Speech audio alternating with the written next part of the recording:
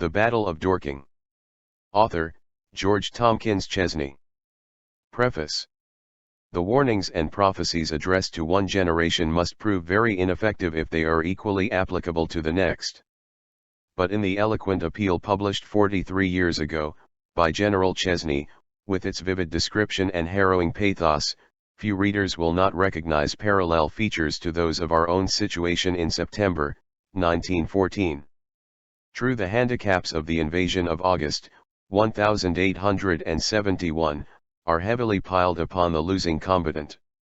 Not only the eternal Anglo-Irish trouble, so easily mistaken by the foreigner for such a difference as might be found separating two other countries, but complications with America, as well as the common form seduction of the British fleet to the Dardanelles, a general unreadiness of all administrative departments, and a deep distrust of the volunteer movement, involve the whole drama in an atmosphere of profound pessimism.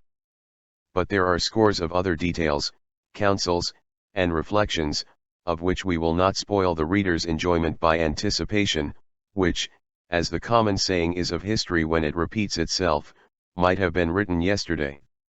The desperate condition of things is all the more remarkable as Englishmen had just witnessed the crushing defeat of their great ally, supposed to be the first military power of Europe, by the enemy they are supposed to despise.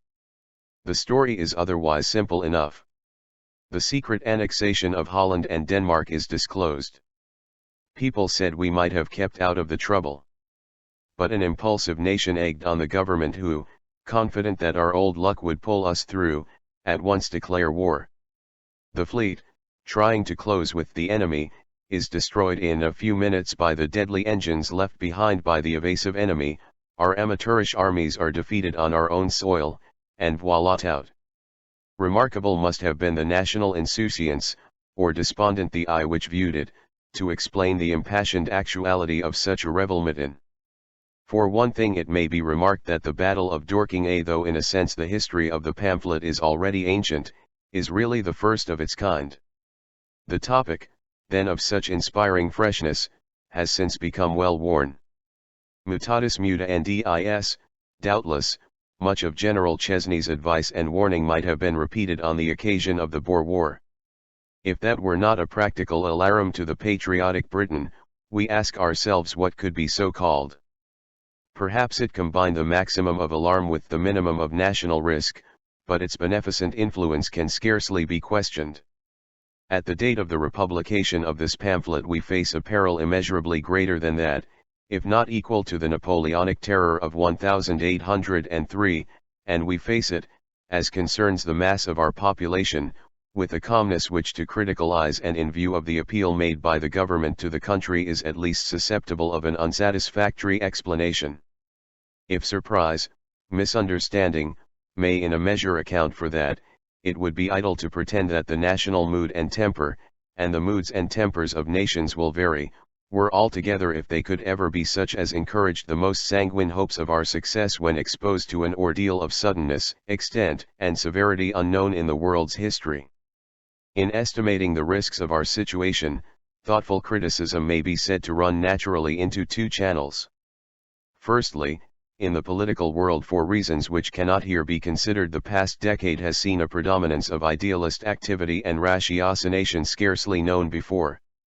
Hence the state has exhibited, to some extent, a utopist attitude likely to mislead foreign nations, it may be said with mild brevity, alike as to our real views of their conduct, and as to our national belief in the right or duty of self-assertion. If, in 1871, we were represented as the helpless dupes of foreign diplomacy, in 1914 we rather appear to have deceived the enemy to our own hurt. A humane aversion to war, though, for that matter, it is only by a philanthropic illusion that the extreme stage of self-assertion can be morally differentiated from those that precede it, may tempt politicians by a too sedulous avoidance of the unpleasing phrase to invite the dreadful reality. But, again, in the private life of the nation, other traits, some noted in the pamphlet of '71, have given cause for critical reflection. Besides luxury remarkable enough in its novel and fantastic forms, though a commonplace complaint of tractarians in all ages, a generally increased relaxation of all old established ties of religion, convention, or tradition, a tendency noticeable in general conduct, art, and letters alike, a sort of orgy of intellectual and literary Eurostienism, a blasé craving for sensational novelty, encouraged perhaps if not sated by the startling novelties of the age, have given scope for anxiety as to the conservation in the English nature of that solid morale, that Gesund's und sicheres Gefühl defined by an eminent thinker as the source of all worthy activity. These words can but very crudely sketch a complex sense of uneasiness and dissatisfaction familiar to most of us. Mr. Kipling has sung long since of athletic excesses and indolence. More recent critics have dwelt on the extravagant time and expense devoted to golf. General Chesney would have branded the sensationalist effeminacy of our football gloating crowds of thousands who might be recruits. Reviewers laugh wearily over the horrors or absurdities of the latest poetic monstrosity or futurist nightmare. But in one phase or another the consciousness is present to all, and not unnoticed by our enemies. And it adds a sting to our inevitable anxiety if we cannot yet feel sure how far we can recollect our true best selves in the very moment of action, how far there has been given to us that saving grace of a storm-tossed nation, l'art de porter en soi le remède de ses propres défauts. Every race, doubtless, has its own special weaknesses and delusions, the idols of its patriotic cave, and it is a commonplace of history that the moral, physical, or intellectual decadence of one age is revived and actualized by the material cataclysm of another. And the readiness, spiritual and material, of the nation in utrum paratus is the index of its harmony with its environment. On the other hand, there are wars to be fully prepared for which would almost mean to be a partner in their criminality. There is an attitude of defense which, if successful, would lose all dignity were it allied with a permanent distrust in the morality and humanity of other nations. If only an inhuman pride could be free from uneasiness at such a moment, at least warm encouragement comes to us ab extra. Whatever our weaknesses now, our sins or blunders in the past, no historian will question the motive, nay, the severe moral effort with which the English nation enters upon this war of the ages. It is scarcely conceivable that any people could be called upon to make a greater or more sudden exhibition of their peculiar qualities. What will be the verdict upon our own? That we are willfully misunderstood, misrepresented, must matter little to us, if we have the moral support of a public opinion which will, if we triumph, be more powerful for good than ever before. Nor need we fear its ultimate perversion by interested slander. The hostile demonstrations of the German intellect during the early stages of this war have scarcely been on a par with those of its material force. One of the latest of sophistical imperialist ebullitions complains with somewhat forced pathos of our waging war with our former allies of Waterloo. But we did not fight the French then because they were French, nor ally ourselves with Prussians because they spoke a guttural tongue. We fought then, as now, against the erection of an impossible and unbearable European tyranny, the local origin and nationality of which would have been quite immaterial to the main question. Can we believe for a moment that the great German intellect has ever been under the slightest misapprehension of so very simple a matter? War, honest war, may be hell, as General Sherman described it. It is, at least, a form of purgatory in which personality, nationality, are forces that count but little, while principle and motive, as was tragically exhibited in the great American struggle, are everything. Did not Christianity itself preach this kind of sanctified discord in which a novel sense of right, or the perception of higher ideal, should divide even the nearest and dearest, and set them at war not, as in old days, by reason of any family compact, or mere racial tie, but for the sake of right, and so far as ordinary friendly or neighborly relations were concerned in utter scorn of consequence. There, indeed, is the poignant tragedy of the case. To be at war with the countrymen of Schumann and Beethoven, of Goethe and Ranke, is not that an affliction to the very soul of England, an outrage to feelings and instincts tangled up with the very core of our civilization? Terrible, indeed, is it that there should be amities which, at such crises, we must tear from our bosom, though our heart be at the root. No man or nation expects perfection in his friends. Honestly, we have loved and respected the German. We have not wormed ourselves into his confidence, nursing through long years secret stores of explosive jealousy. His art, his learning, have had their full meed of admiration from his kindred here. But we recognize dull, indeed, would they be who needed a more striking reminder that beneath the defective manner of the Teuton lurks an element of crude barbarity with which we cannot pretend to fraternize. The violence of the Goths and Huns had its place in history, but that would be a strange international morality which would give the rein now to medieval instincts of egoistic tyranny and perfectly organized brute force, as against the gentler instincts, the higher social civilization largely associated with the Latin and Celtic races. In these matters the balance of power is no less vital to international life and the evolution of true cosmopolitan ideals than in mere politics. And if we stand up in battle for the smaller races, it is not merely because they are small and need defense, but because an element of the right, a share in the civilization which we mean to prevail, is with them and a part of their heritage. The technical bond may be, as the scoffing enemy remarks, in words which will surely, as curses, return some day to roost, a mere scrap of paper signed with England's name. But the civilized world will recognize that it is only by the increased sanctity of such ties that Europe advances towards intelligent cosmopolitanism, and leaves behind the Vandal wild beast den after which woe to those who still hanker. ********** There were critics, even English critics, who have taken so superficial a view of history and humanity as to ask why we should support France, with our blood and treasure, when in morale and intellect it is perhaps the candid truth that we are more on the side of her enemy. It is scarcely necessary to urge in reply that France, if not the one great continental nation, is the one great people of parallel and contemporary development to our own, our comrade, our rival, our nearest social, if not racial, kin, and that, spite of all her decadence and even degradation, upon the arena of Europe she stands for humanity and civilization against absolutism and brute force. And as we raised the world against her, when dominated by the tyrannous egoism of Bonaparte, the monstrous fungoid growth that overlaid her great revolution and obscured her services to freedom, so now we stand as foes, not, we would fain believe, of the German people, but of the militarist clique, the Napoleonic nightmare that overpowers her moral instincts and clouds her honesty and intelligence. But here, again, let us not deceive ourselves as to the extent perhaps to be all too fatally revealed of the force behind the Kaiser. Germany of today stands for a compact mass of highly energized, though not yet politically conscious, material and intellectual vigor. That a group of principalities, obsessed by militarist and petty aristocratic traditions, should within half a century of their amalgamation form a politically great and united people, could scarcely be expected.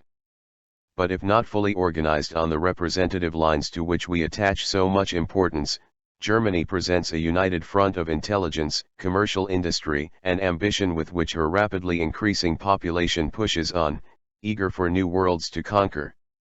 That she demands an Elizabethan age of her own is the tragic platitude of our time.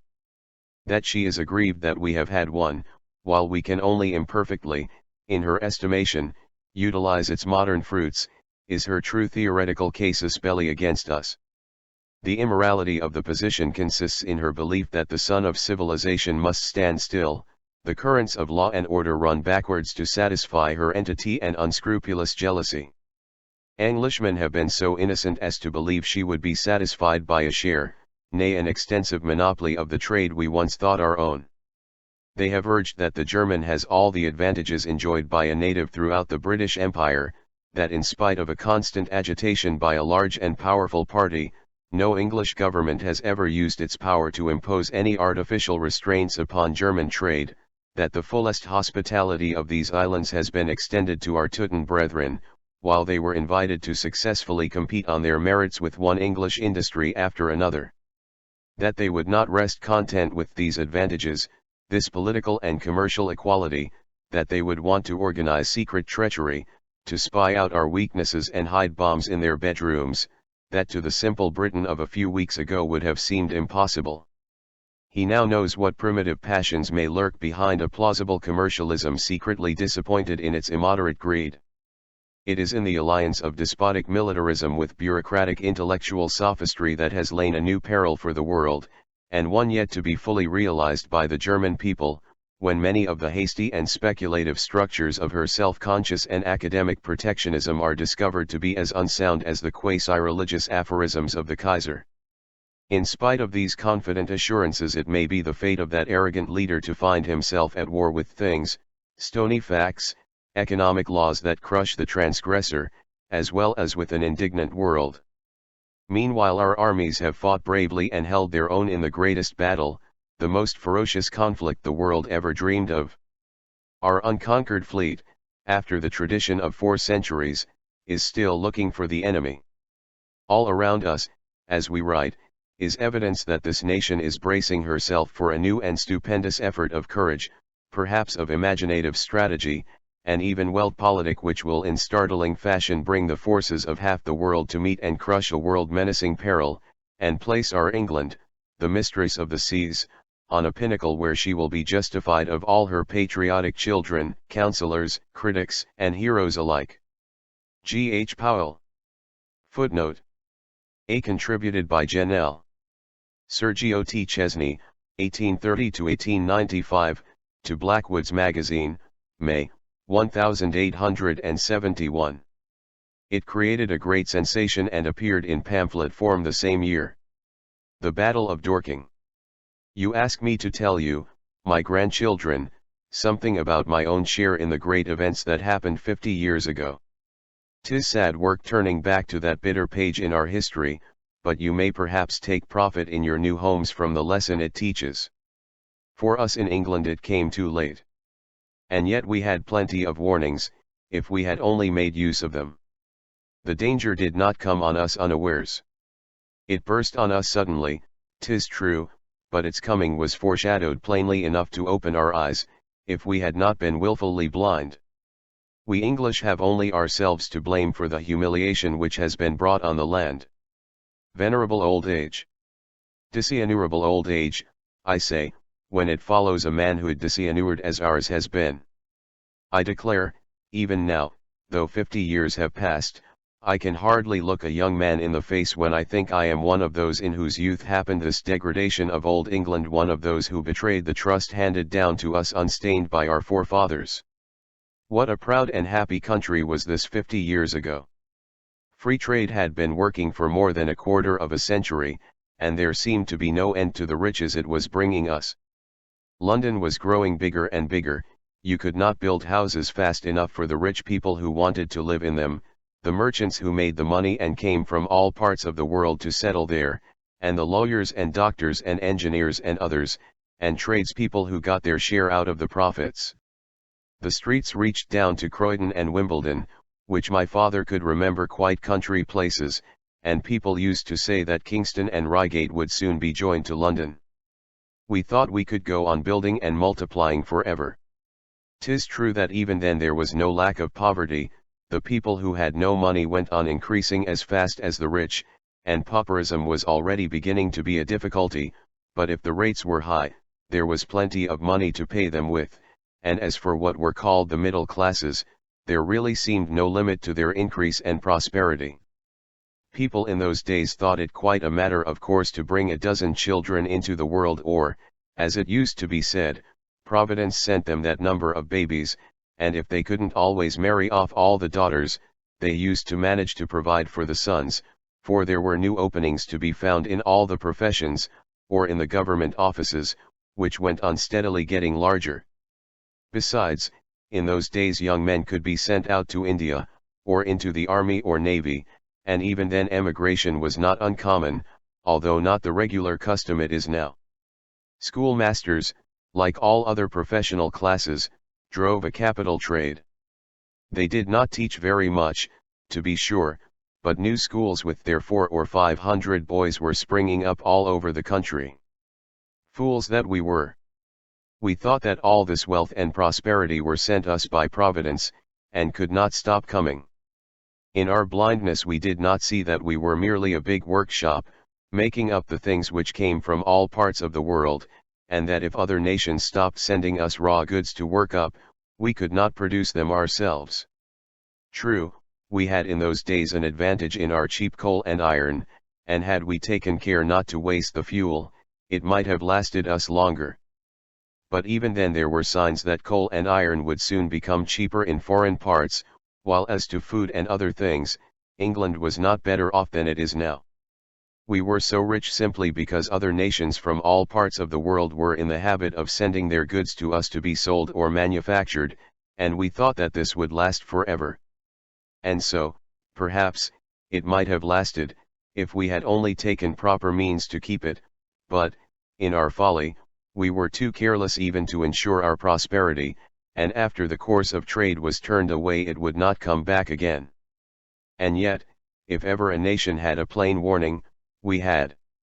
If we were the greatest trading country, our neighbors were the leading military power in Europe.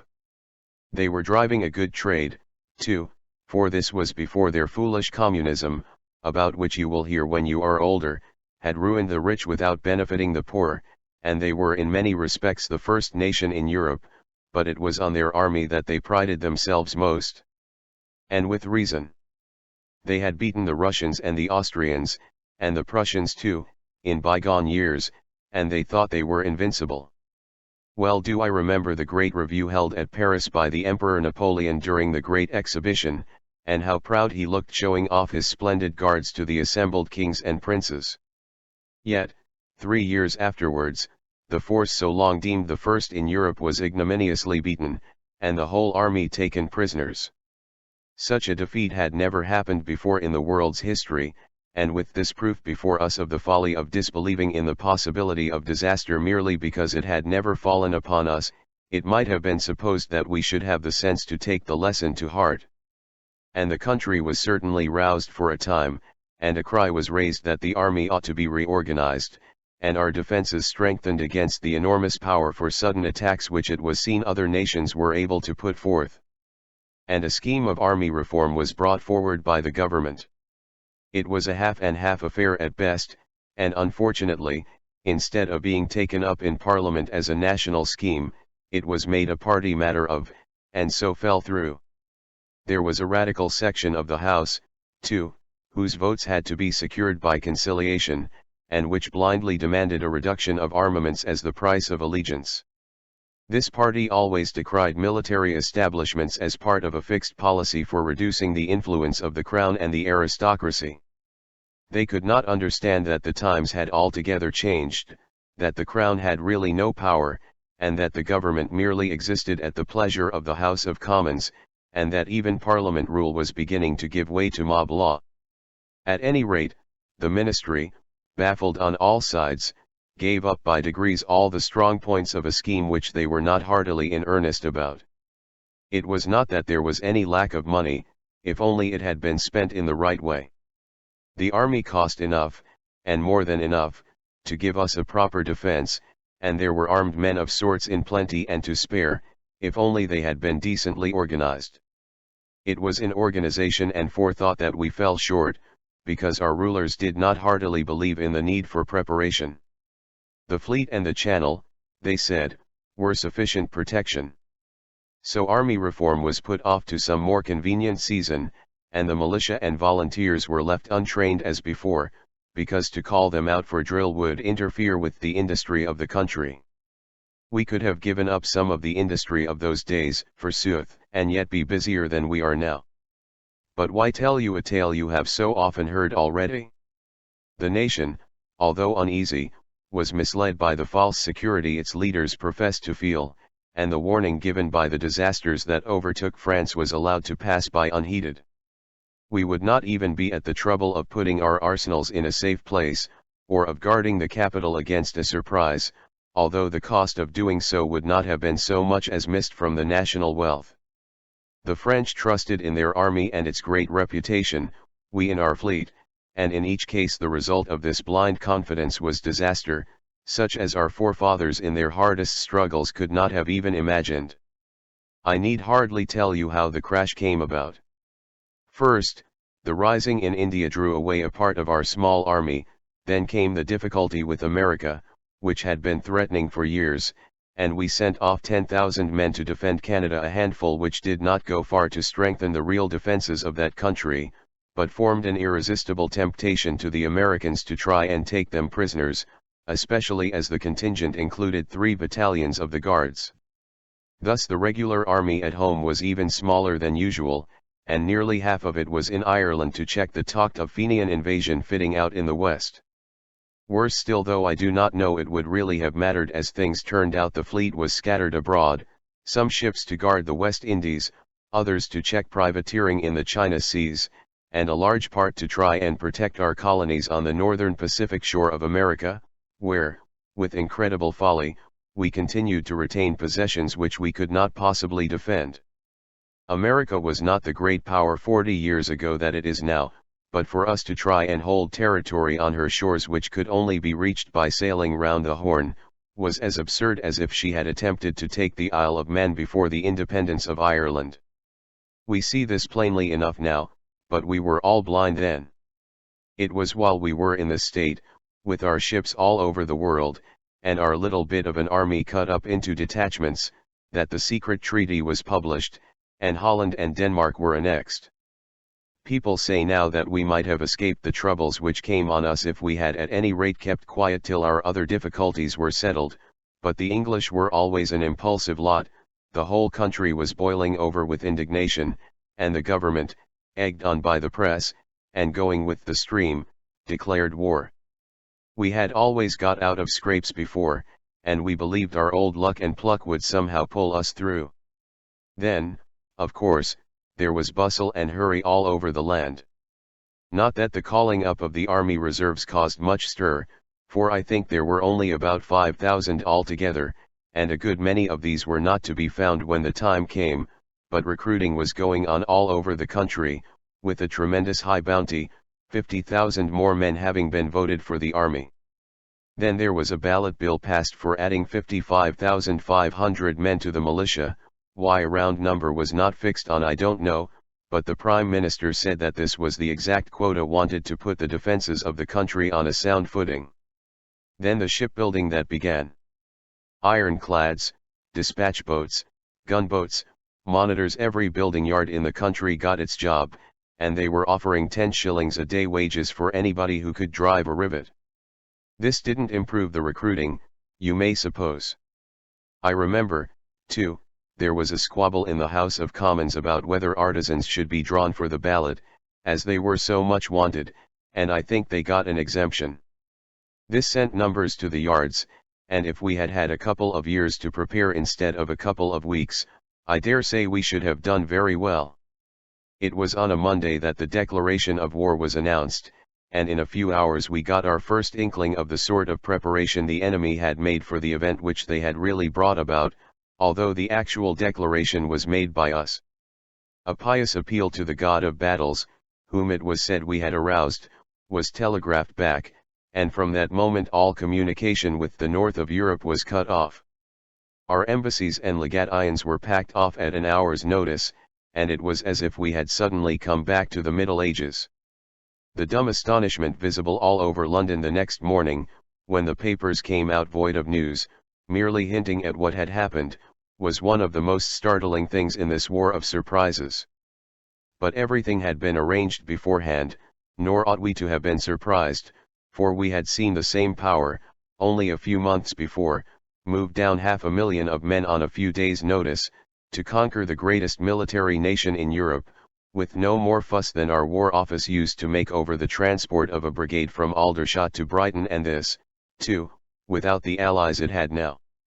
What happened now was not a bit more wonderful in reality, but people of this country could not bring themselves to believe that what had never occurred before to England could ever possibly happen.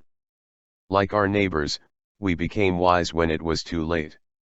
Of course the papers were not long in getting news. Even the mighty organization set at work could not shut out a special correspondent, and in a very few days, although the telegraphs and railways were intercepted right across Europe, the main facts oozed out. An embargo had been laid on all the shipping in every port from the Baltic to Ostend, the fleets of the two great powers had moved out, and it was supposed were assembled in the great northern harbour, and troops were hurrying on board all the steamers detained in these places, most of which were British vessels. It was clear that invasion was intended. Even then we might have been saved, if the fleet had been ready. The forts which guarded the flotilla were perhaps too strong for shipping to attempt, but an ironclad or two, handled as British sailors knew how to use them, might have destroyed or damaged a part of the transports, and delayed the expedition, giving us what we wanted, time. But then the best part of the fleet had been decoyed down to the Dardanelles, and what remained of the Channel Squadron was looking after Fenian filibusters off the west of Ireland, so it was 10 days before the fleet was got together, and by that time it was plain the enemy's preparations were too far advanced to be stopped by a coup de main. Information, which came chiefly through Italy, came slowly, and was more or less vague and uncertain, but this much was known, that at least a couple of 100,000 men were embarked or ready to be put on board ships, and that the flotilla was guarded by more ironclads than we could then muster. I suppose it was the uncertainty as to the point the enemy would aim at for landing, and the fear lest he should give us the go-by, that kept the fleet for several days in the Downs, but it was not until the Tuesday fortnight after the declaration of war that it weighed anchor and steamed away for the North Sea.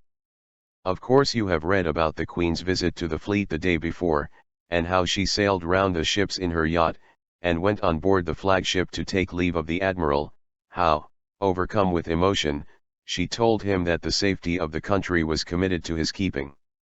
You remember, too, the gallant old officer's reply, and how all the ship's yards were manned, and how lustily the tars cheered as Her Majesty was rowed off. The account was of course telegraphed to London, and the high spirits of the fleet infected the whole town. I was outside the Charing Cross station when the Queen's special train from Dover arrived, and from the cheering and shouting which greeted Her Majesty as she drove away, you might have supposed we had already won a great victory. The leading journal, which had gone in strongly for the army reduction carried out during the session, and had been nervous and desponding in tone during the past fortnight, suggesting all sorts of compromises as a way of getting out of the war, came out in a very jubilant form next morning. Panic-stricken inquirers, it said, ask now, where are the means of meeting the invasion? We reply that the invasion will never take place. A British fleet manned by British sailors, whose courage and enthusiasm are reflected in the people of this country, is already on the way to meet the presumptuous foe. The issue of a contest between British ships and those of any other country, under anything like equal odds, can never be doubtful. England awaits with calm confidence the issue of the impending action. Such were the words of the leading article, and so we all felt. It was on Tuesday, the 10th of August, that the fleet sailed from the Downs. It took with it a submarine cable to lay down as it advanced, so that continuous communication was kept up, and the papers were publishing special editions every few minutes with the latest news. This was the first time such a thing had been done, and the feat was accepted as a good omen. Whether it is true that the Admiralty made use of the cable to keep on sending contradictory orders, which took the command out of the Admiral's hands, I can't say, but all that the Admiral sent in return was a few messages of the briefest kind, which neither the Admiralty nor anyone else could have made any use of. Such a ship had gone off reconnoitring, such another had rejoined fleet was in latitude so and so. This went on till the Thursday morning. I had just come up to town by train as usual, and was walking to my office, when the newsboys began to cry, "New edition, enemy's fleet in sight." You may imagine the scene in London. Business still went on at the banks, for bills matured although the independence of the country was being fought out under our own eyes, so to say, and the speculators were active enough.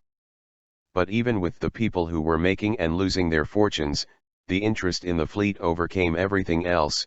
Men who went to pay in or draw out their money stopped to show the last bulletin to the cashier. As for the street, you could hardly get along for the crowd stopping to buy and read the papers, while at every house or office the members sat restlessly in the common room, as if to keep together for company, sending out some one of their number every few minutes to get the latest edition. At least this is what happened at our office, but to sit still was as impossible as to do anything, and most of us went out and wandered about among the crowd, under a sort of feeling that the news was got quicker at in this way.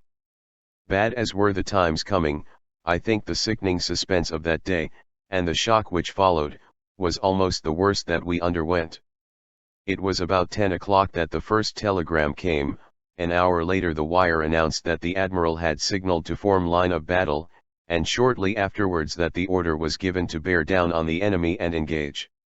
At 12 came the announcement, fleet opened fire about 3 miles to leeward of us, that is, the ship with the cable.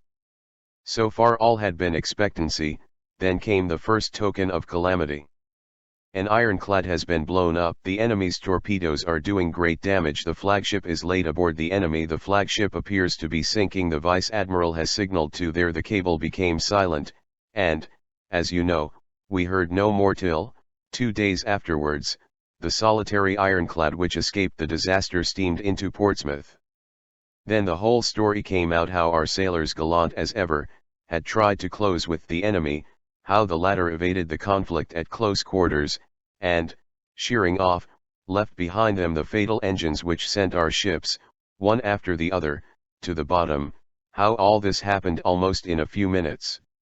The government, it appears, had received warnings of this invention, but to the nation this stunning blow was utterly unexpected. That Thursday I had to go home early for regimental drill, but it was impossible to remain doing nothing, so when that was over I went up to town again, and after waiting in expectation of news which never came, and missing the midnight train, I walked home. It was a hot sultry night, and I did not arrive till near sunrise. The whole town was quite still, the lull before the storm, and as I let myself in with my latchkey, and went softly upstairs to my room to avoid waking the sleeping household, I could not but contrast the peacefulness of the morning, no sound breaking the silence but the singing of the birds in the garden, with the passionate remorse and indignation that would break out with the day. Perhaps the inmates of the rooms were as wakeful as myself, but the house in its stillness was just as it used to be when I came home alone from balls or parties in the happy days gone by. Tired though I was, I could not sleep, so I went down to the river and had a swim, and on returning found the household was assembling for early breakfast. A sorrowful household it was, although the burden pressing on each was partly an unseen one.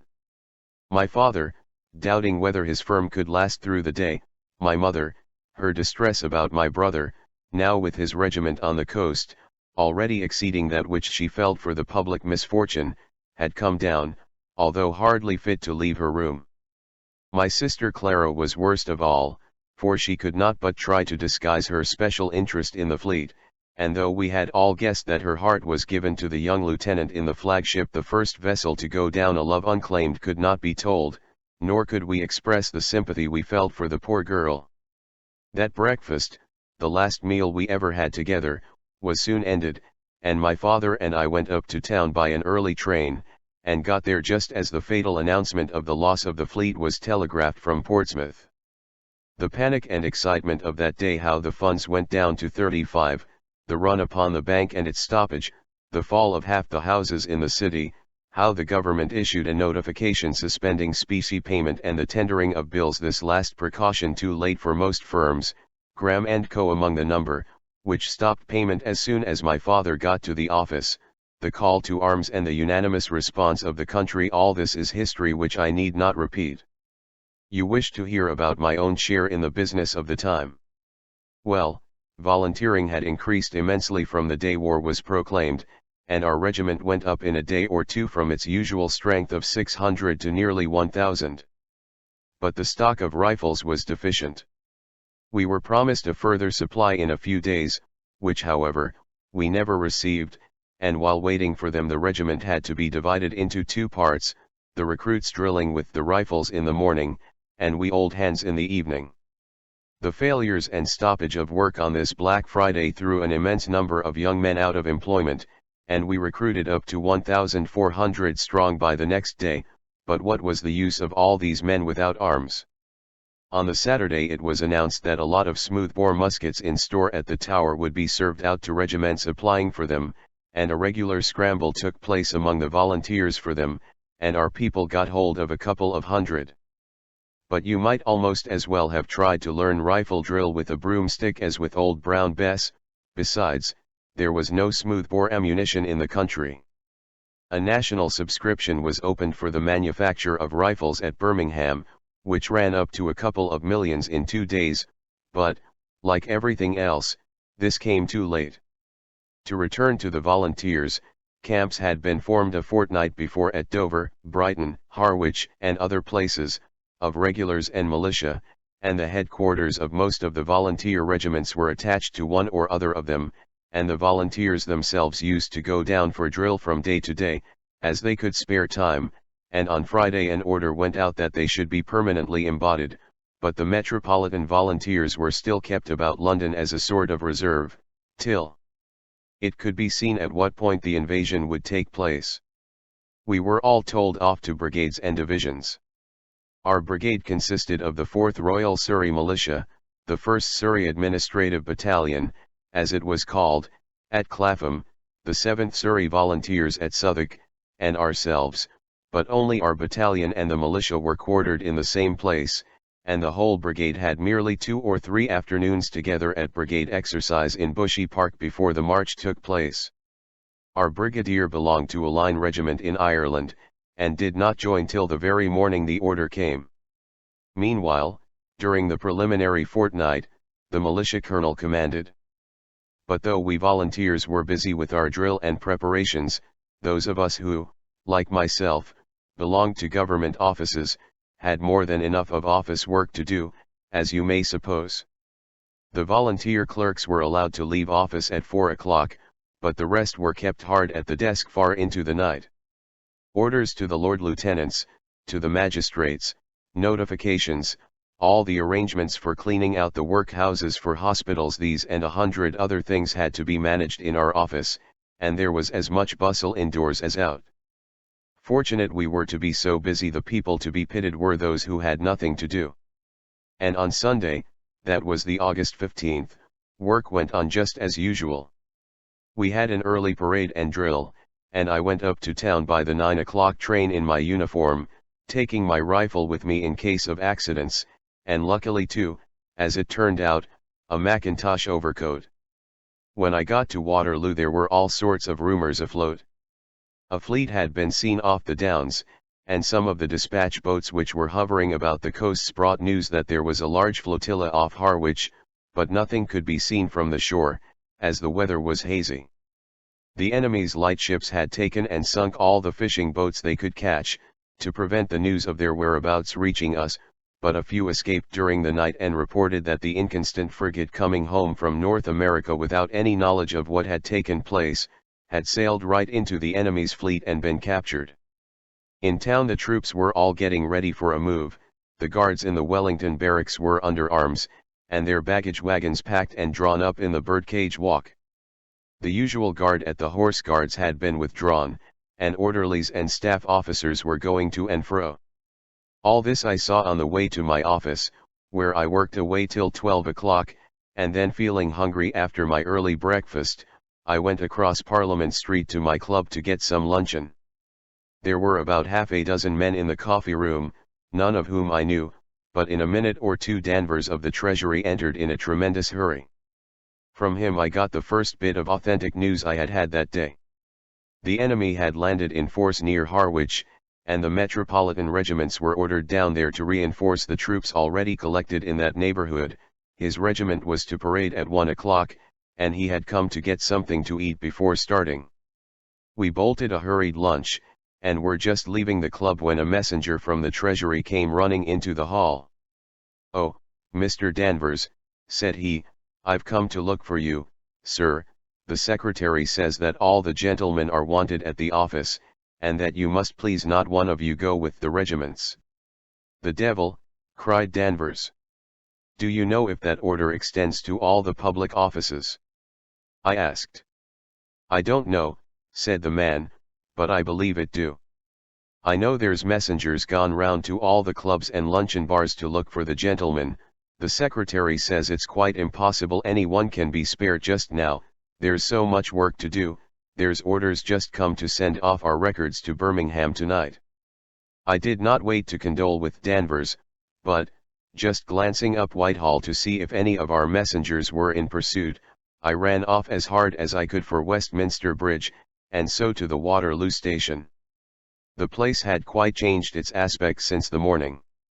The regular service of trains had ceased, and the station and approaches were full of troops, among them the guards and artillery. Everything was very orderly, the men had piled arms, and were standing about in groups. There was no sign of high spirits or enthusiasm. Matters had become too serious. Every man's face reflected the general feeling that we had neglected the warnings given us, and that now the danger so long derided as impossible and absurd had really come and found us unprepared. But the soldiers, if grave, looked determined, like men who meant to do their duty whatever might happen. A train full of guardsmen was just starting for Guildford.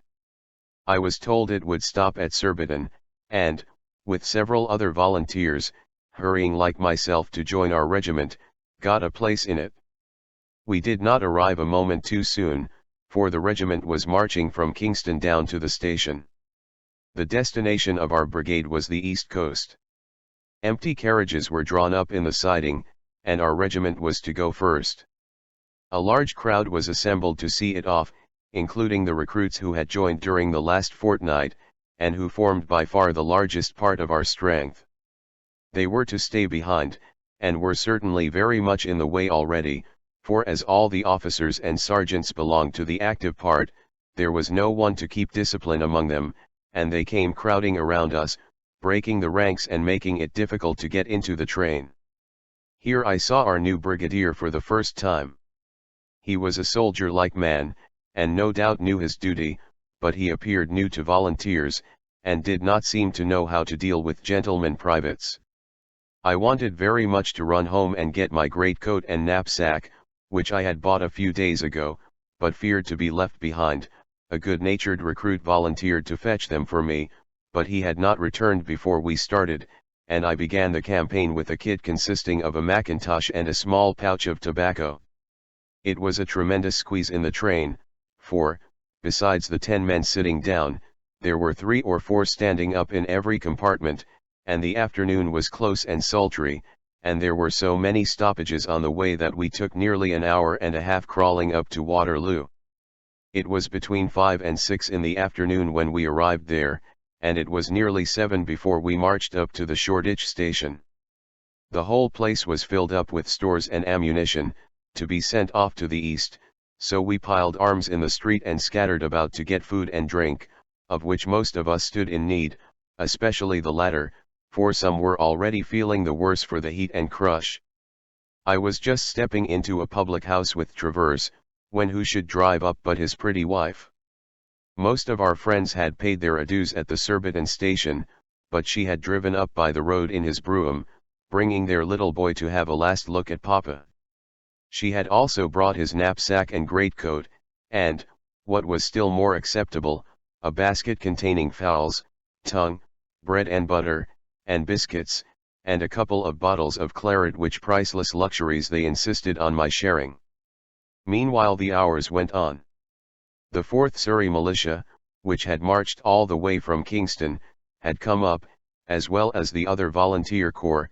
The station had been partly cleared of the stores that encumbered it, some artillery, 2 militia regiments, and a battalion of the line, had been dispatched, and our turn to start had come, and long lines of carriages were drawn up ready for us, but still we remained in the street. You may fancy the scene.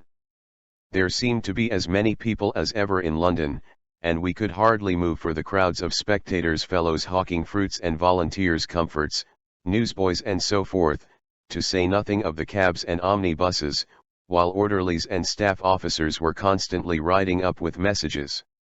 A good many of the militiamen, and some of our people too, had taken more than enough to drink. Perhaps a hot sun had told on empty stomachs. Anyhow, they became very noisy. The din, dirt, and heat were indescribable. So the evening wore on, and all the information our officers could get from the brigadier, who appeared to be acting under another general, was, that orders had come to stand fast for the present. Gradually the street became quieter and cooler. The brigadier, who, by way of setting an example, had remained for some hours without leaving his saddle, had got a chair out of a shop, and sat nodding in it. Most of the men were lying down or sitting on the pavement, some sleeping, some smoking. In vain had Travers begged his wife to go home. She declared that, having come so far, she would stay and see the last of us. The brougham had been sent away to a by-street, as it blocked up the road, so he sat on a doorstep, she by him on the knapsack. Little Arthur, who had been delighted at the bustle and the uniforms, and in high spirits, became at last very cross, and eventually cried himself to sleep in his father's arms, his golden hair and one little dimpled arm hanging over his shoulder. Thus went on the weary hours, till suddenly the assembly sounded, and we all started up. We were to return to Waterloo. The landing on the east was only a feint, so ran the rumor. The real attack was on the south. Anything seemed better than indecision and delay, and, tired though we were, the march back was gladly hailed. Mrs. Travers, who made us take the remains of the luncheon with us, we left to look for her carriage. Little Arthur, who was awake again, but very good and quiet, in her arms. We did not reach Waterloo till nearly midnight, and there was some delay in starting again. Several volunteer and militia regiments had arrived from the north, the station and all its approaches were jammed up with men, and trains were being dispatched away as fast as they could be made up. All this time no news had reached us since the first announcement, but the excitement then aroused had now passed away under the influence of fatigue and want of sleep, and most of us dozed off as soon as we got under way. I did, at any rate, and was awoke by the train stopping at Leatherhead. There was an up train returning to town, and some persons in it were bringing up news from the coast. We could not, from our part of the train, hear what they said, but the rumor was passed up from one carriage to another. The enemy had landed in force at Worthing. Their position had been attacked by the troops from the camp near Brighton, and the action would be renewed in the morning. The volunteers had behaved very well. This was all the information we could get. So, then, the invasion had come at last.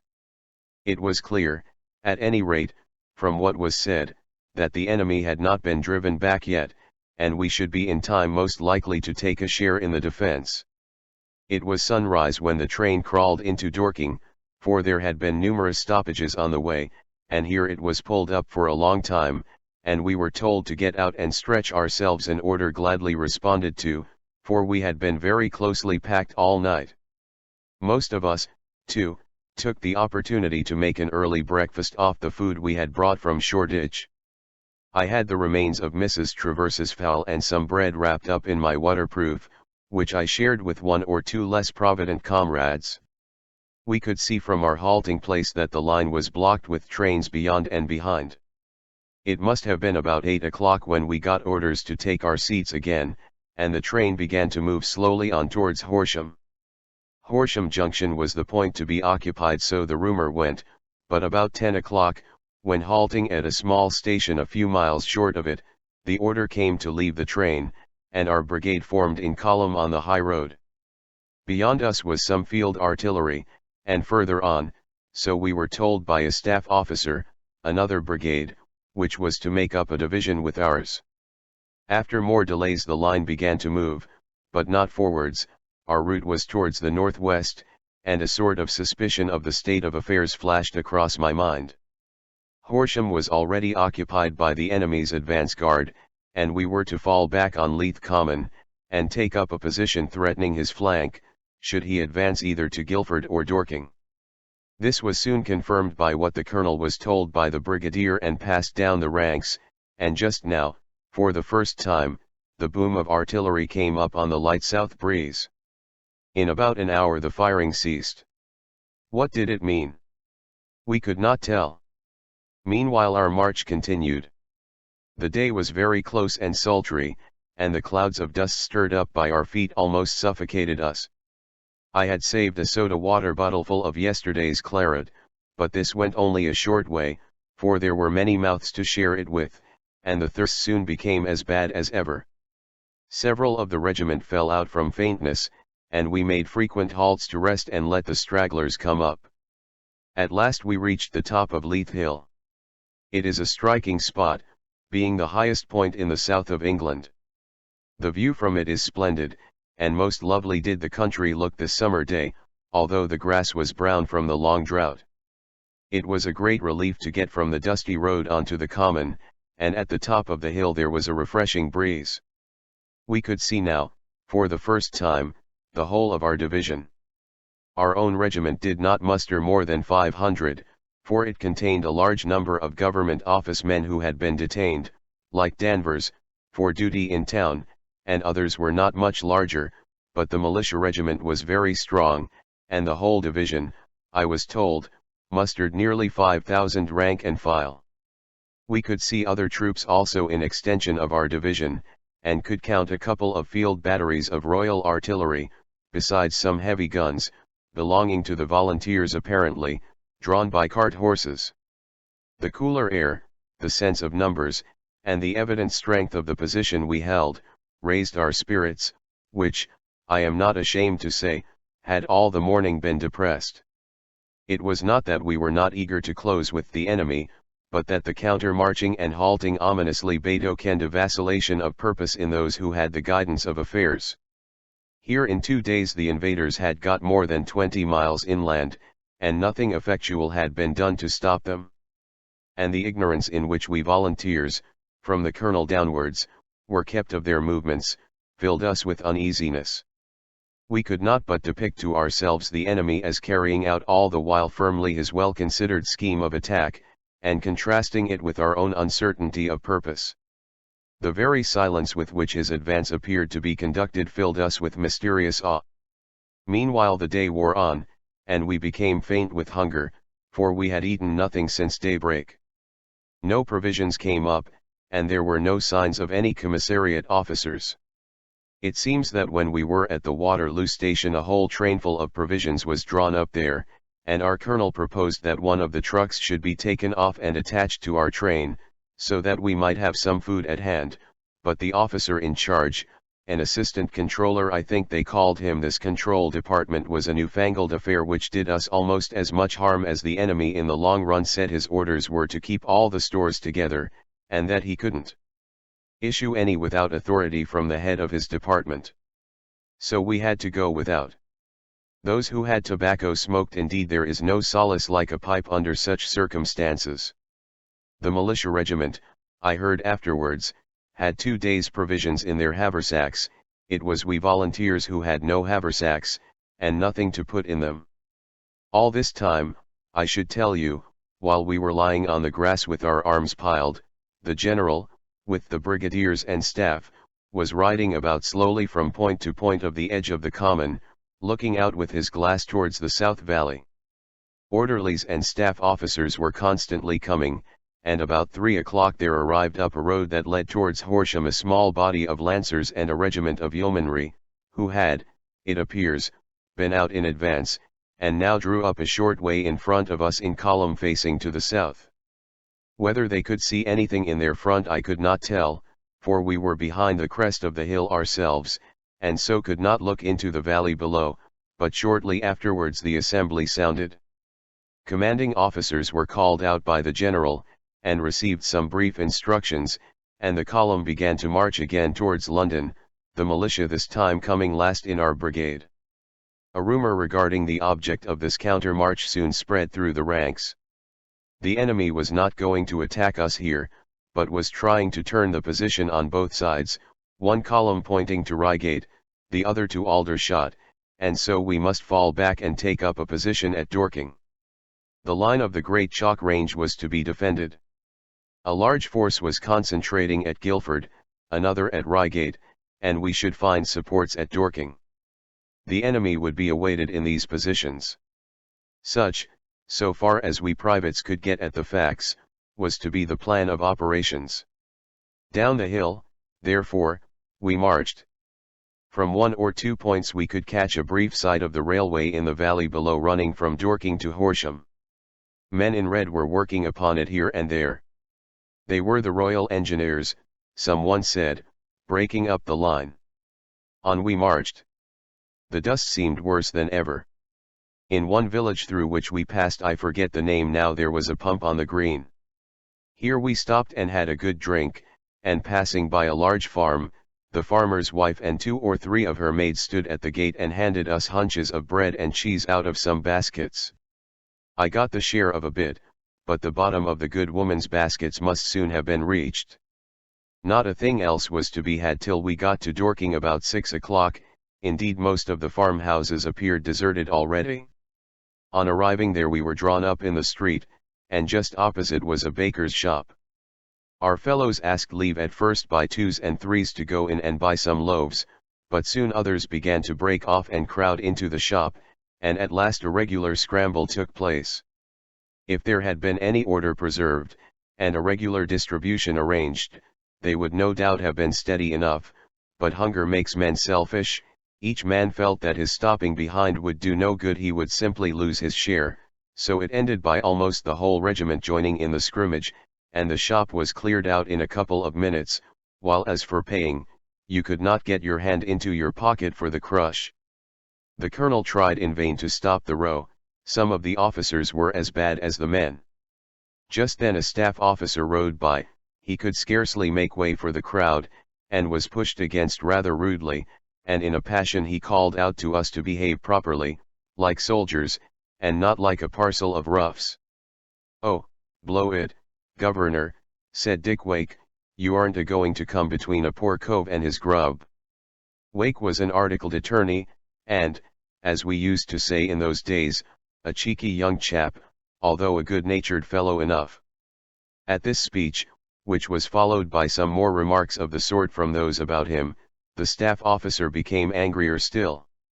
"Orderly," cried he to the lancer riding behind him, "take that man to the provost marshal.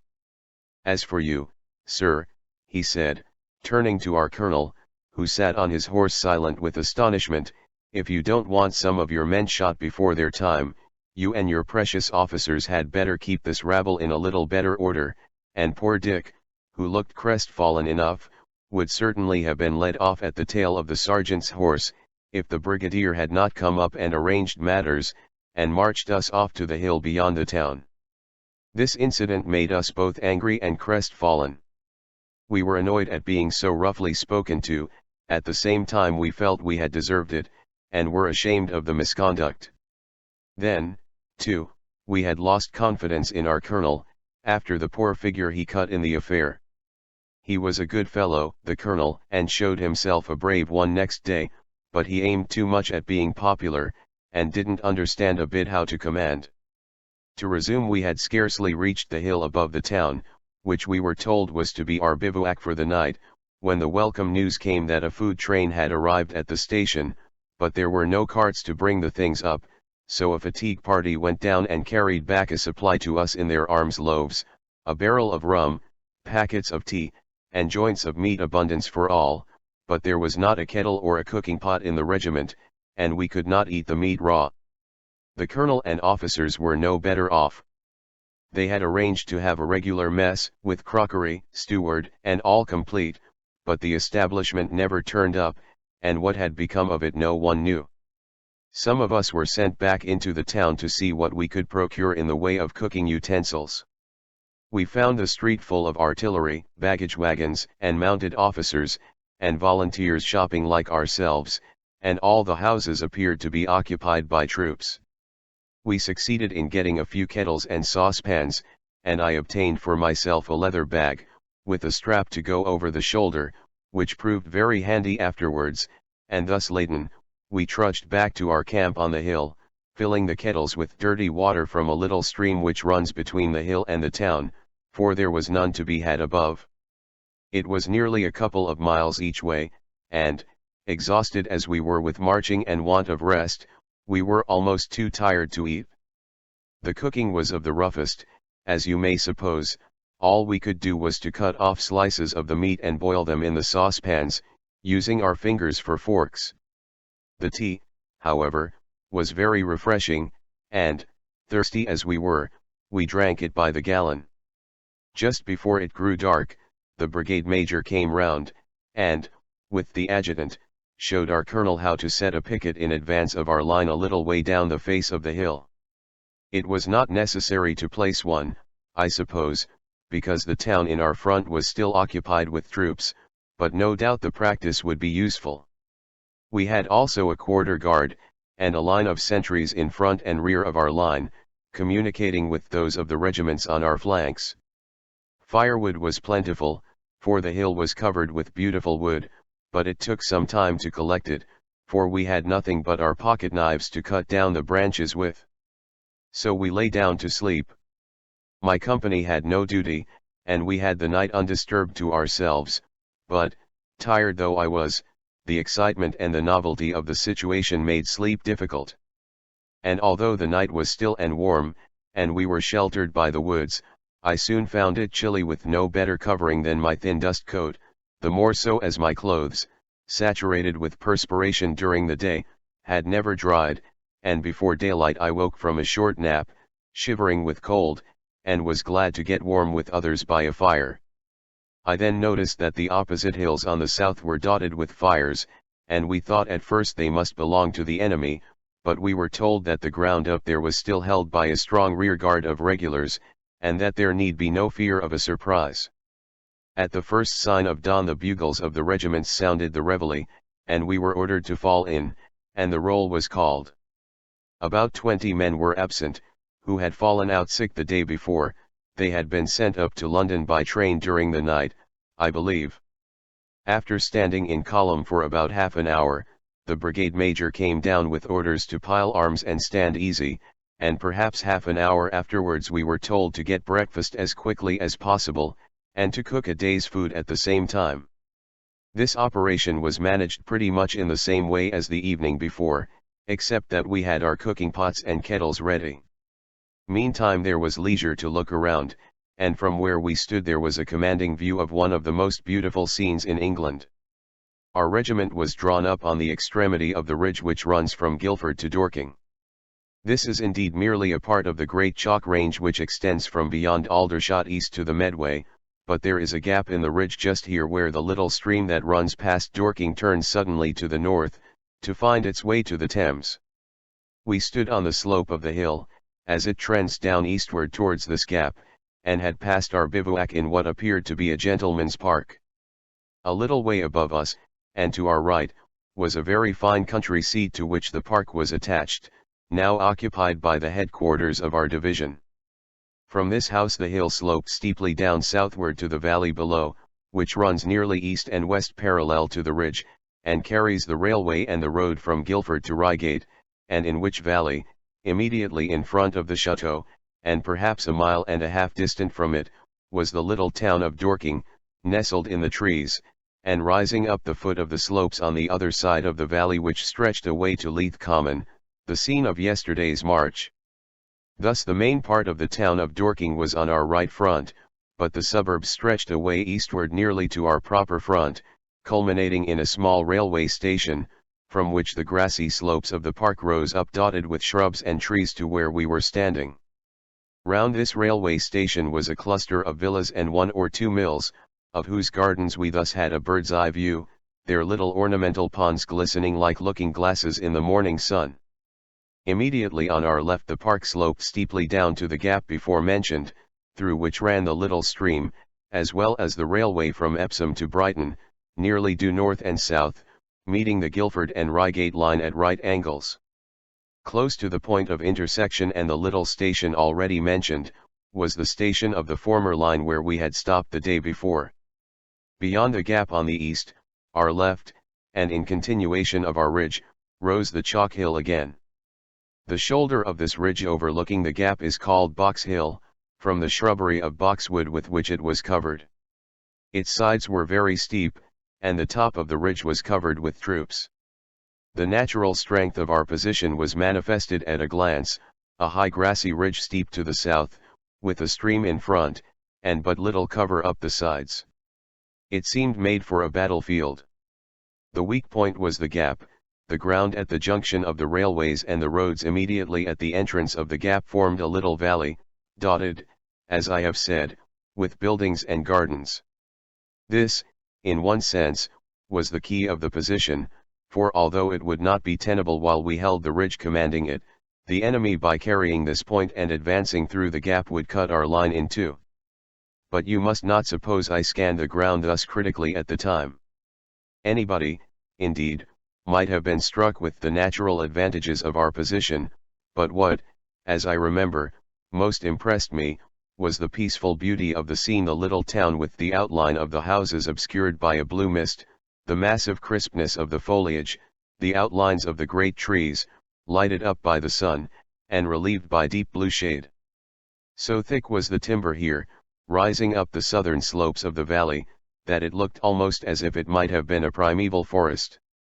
The quiet of the scene was the more impressive because contrasted in the mind with the scenes we expected to follow, and I can remember as if it were yesterday, the sensation of bitter regret that it should now be too late to avert this coming desecration of our country, which might so easily have been prevented. A little firmness, a little prevision on the part of our rulers, even a little common sense, and this great calamity would have been rendered utterly impossible. Too late, alas! We were like the foolish virgins in the parable. But you must not suppose the scene immediately around was gloomy, the camp was brisk and bustling enough. We had got over the stress of weariness, our stomachs were full, we felt a natural enthusiasm at the prospect of having so soon to take a part as the real defenders of the country, and we were inspirited at the sight of the large force that was now assembled. Along the slopes which trend off to the rear of our ridge, troops came marching up, volunteers, militia, cavalry, and guns. These, I heard, had come down from the north as far as Leatherhead the night before, and had marched over at daybreak. Long trains, too, began to arrive by the rail through the gap, one after the other, containing militia and volunteers, who moved up to the ridge to the right and left, and took up their position, massed for the most part on the slopes which ran up from, and in rear of, where we stood. We now formed part of an army corps, we were told, consisting of 3 divisions, but what regiments composed the other 2 divisions I never heard. All this movement we could distinctly see from our position, for we had hurried over our breakfast, expecting every minute that the battle would begin, and now stood or sat about on the ground near our piled arms. Early in the morning, too, we saw a very long train come along the valley from the direction of Guildford, full of redcoats. It halted at the little station at our feet, and the troops alighted. We could soon make out their bare skins. They were the guards, coming to reinforce this part of the line. Leaving a detachment of skirmishers to hold the line of the railway embankment, the main body marched up with a springy step and with the band playing, and drew up across the gap on our left, in prolongation of our line. There appeared to be 3 battalions of them, for they formed up in that number of columns at short intervals. Shortly after this I was sent over to Box Hill with a message from our colonel to the colonel of a volunteer regiment stationed there, to know whether an ambulance cart was obtainable, as it was reported this regiment was well supplied with carriage, whereas we were without any. My mission, however, was futile. Crossing the valley, I found a scene of great confusion at the railway station. Trains were still coming in with stores, ammunition, guns, and appliances of all sorts, which were being unloaded as fast as possible, but there were scarcely any means of getting the things off. There were plenty of wagons of all sorts, but hardly any horses to draw them, and the whole place was blocked up, while, to add to the confusion, a regular exodus had taken place of the people from the town, who had been warned that it was likely to be the scene of fighting. Ladies and women of all sorts and ages, and children, some with bundles, some empty-handed, were seeking places in the train, but there appeared no one on the spot authorized to grant them, and these poor creatures were pushing their way up and down, vainly asking for information and permission to get away. In the crowd I observed our surgeon, who likewise was in search of an ambulance of some sort. His whole professional apparatus, he said, consisted of a case of instruments. Also in the crowd I stumbled upon Wood, Traverse's old coachman. He had been sent down by his mistress to Guildford, because it was supposed our regiment had gone there, riding the horse, and laden with a supply of things, food, blankets, and, of course, a letter.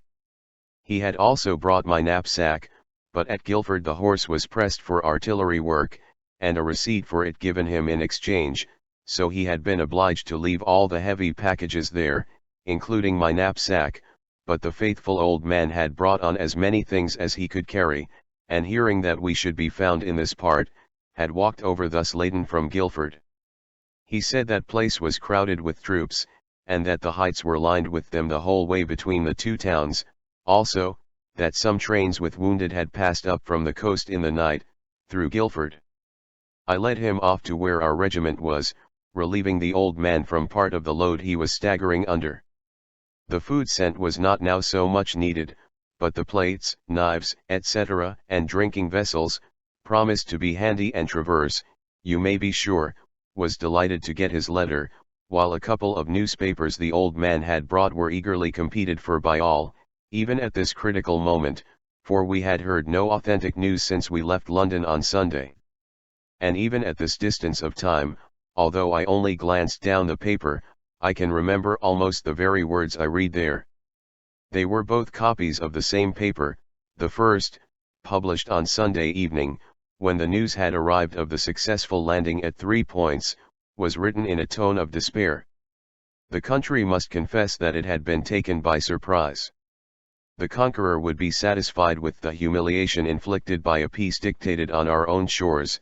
It was the clear duty of the government to accept the best terms obtainable, and to avoid further bloodshed and disaster, and avert the fall of our tottering mercant credit.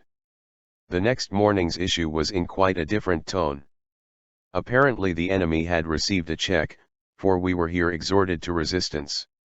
An impregnable position was to be taken up along the downs.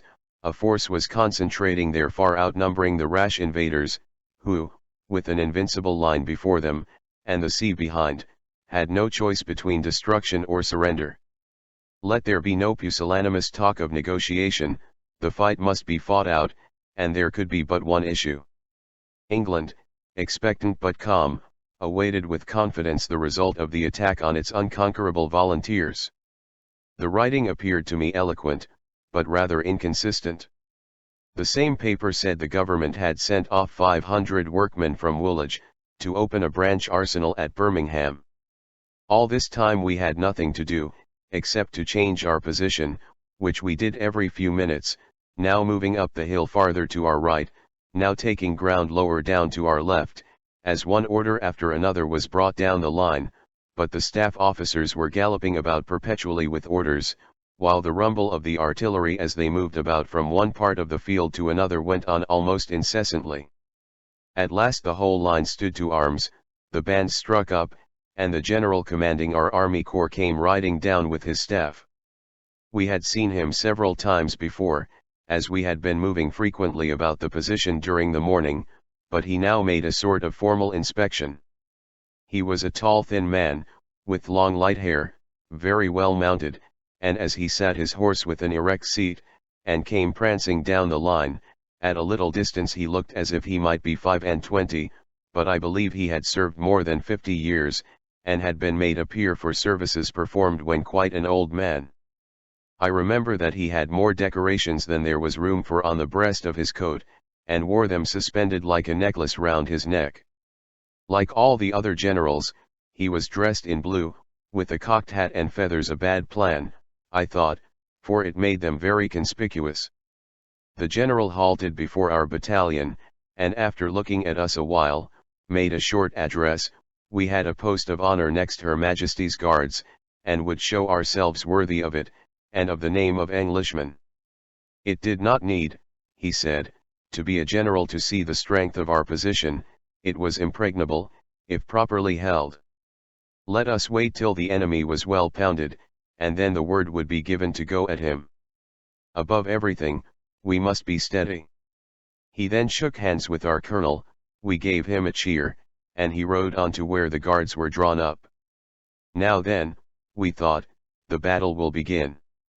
But still there were no signs of the enemy, and the air, though hot and sultry, began to be very hazy, so that you could scarcely see the town below, and the hills opposite were merely a confused blur, in which no features could be distinctly made out. After a while, the tension of feeling which followed the general's address relaxed, and we began to feel less as if everything depended on keeping our rifles firmly grasped. We were told to pile arms again, and got leave to go down by 10s and 20s to the stream below to drink. This stream, and all the hedges and banks on our side of it, were held by our skirmishers, but the town had been abandoned. The position appeared an excellent one, except that the enemy, when they came, would have almost better cover than our men. While I was down at the brook, a column emerged from the town, making for our position. We thought for a moment it was the enemy, and you could not make out the color of the uniforms for the dust, but it turned out to be our rear guard, falling back from the opposite hills which they had occupied the previous night. One battalion, of rifles, halted for a few minutes at the stream to let the men drink, and I had a minute's talk with a couple of the officers. They had formed part of the force which had attacked the enemy on their first landing.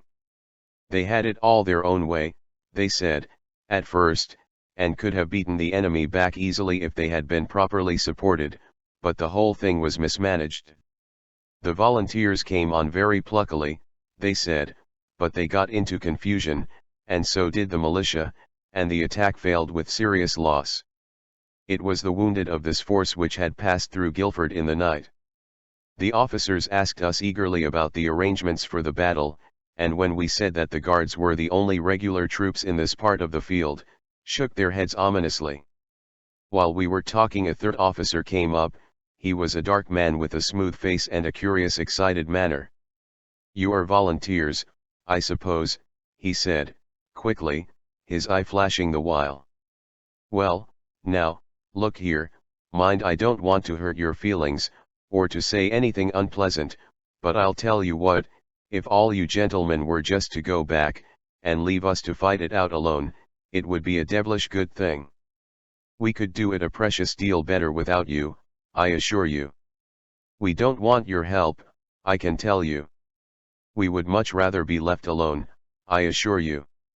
Mind, I don't want to say anything rude, but that's a fact." Having blurted out this passionately, he strode away before anyone could reply, or the other officers could stop him. They apologized for his rudeness, saying that his brother, also in the regiment, had been killed on Sunday, and that this, and the sun, and marching, had affected his head. The officers told us that the enemy's advanced guard was close behind, but that he had apparently been waiting for reinforcements, and would probably not attack in force until noon. It was, however, nearly 3 o'clock before the battle began. We had almost worn out the feeling of expectancy. For 12 hours had we been waiting for the coming struggle, till at last it seemed almost as if the invasion were but a bad dream, and the enemy, as yet unseen by us, had no real existence. So far things had not been very different, but for the numbers and for what we had been told, from a volunteer review on Brighton Downs. I remember that these thoughts were passing through my mind as we lay down in groups on the grass, some smoking, some nibbling at their bread, some even asleep, when the listless state we had fallen into was suddenly disturbed by a gunshot fired from the top of the hill on our right, close by the big house.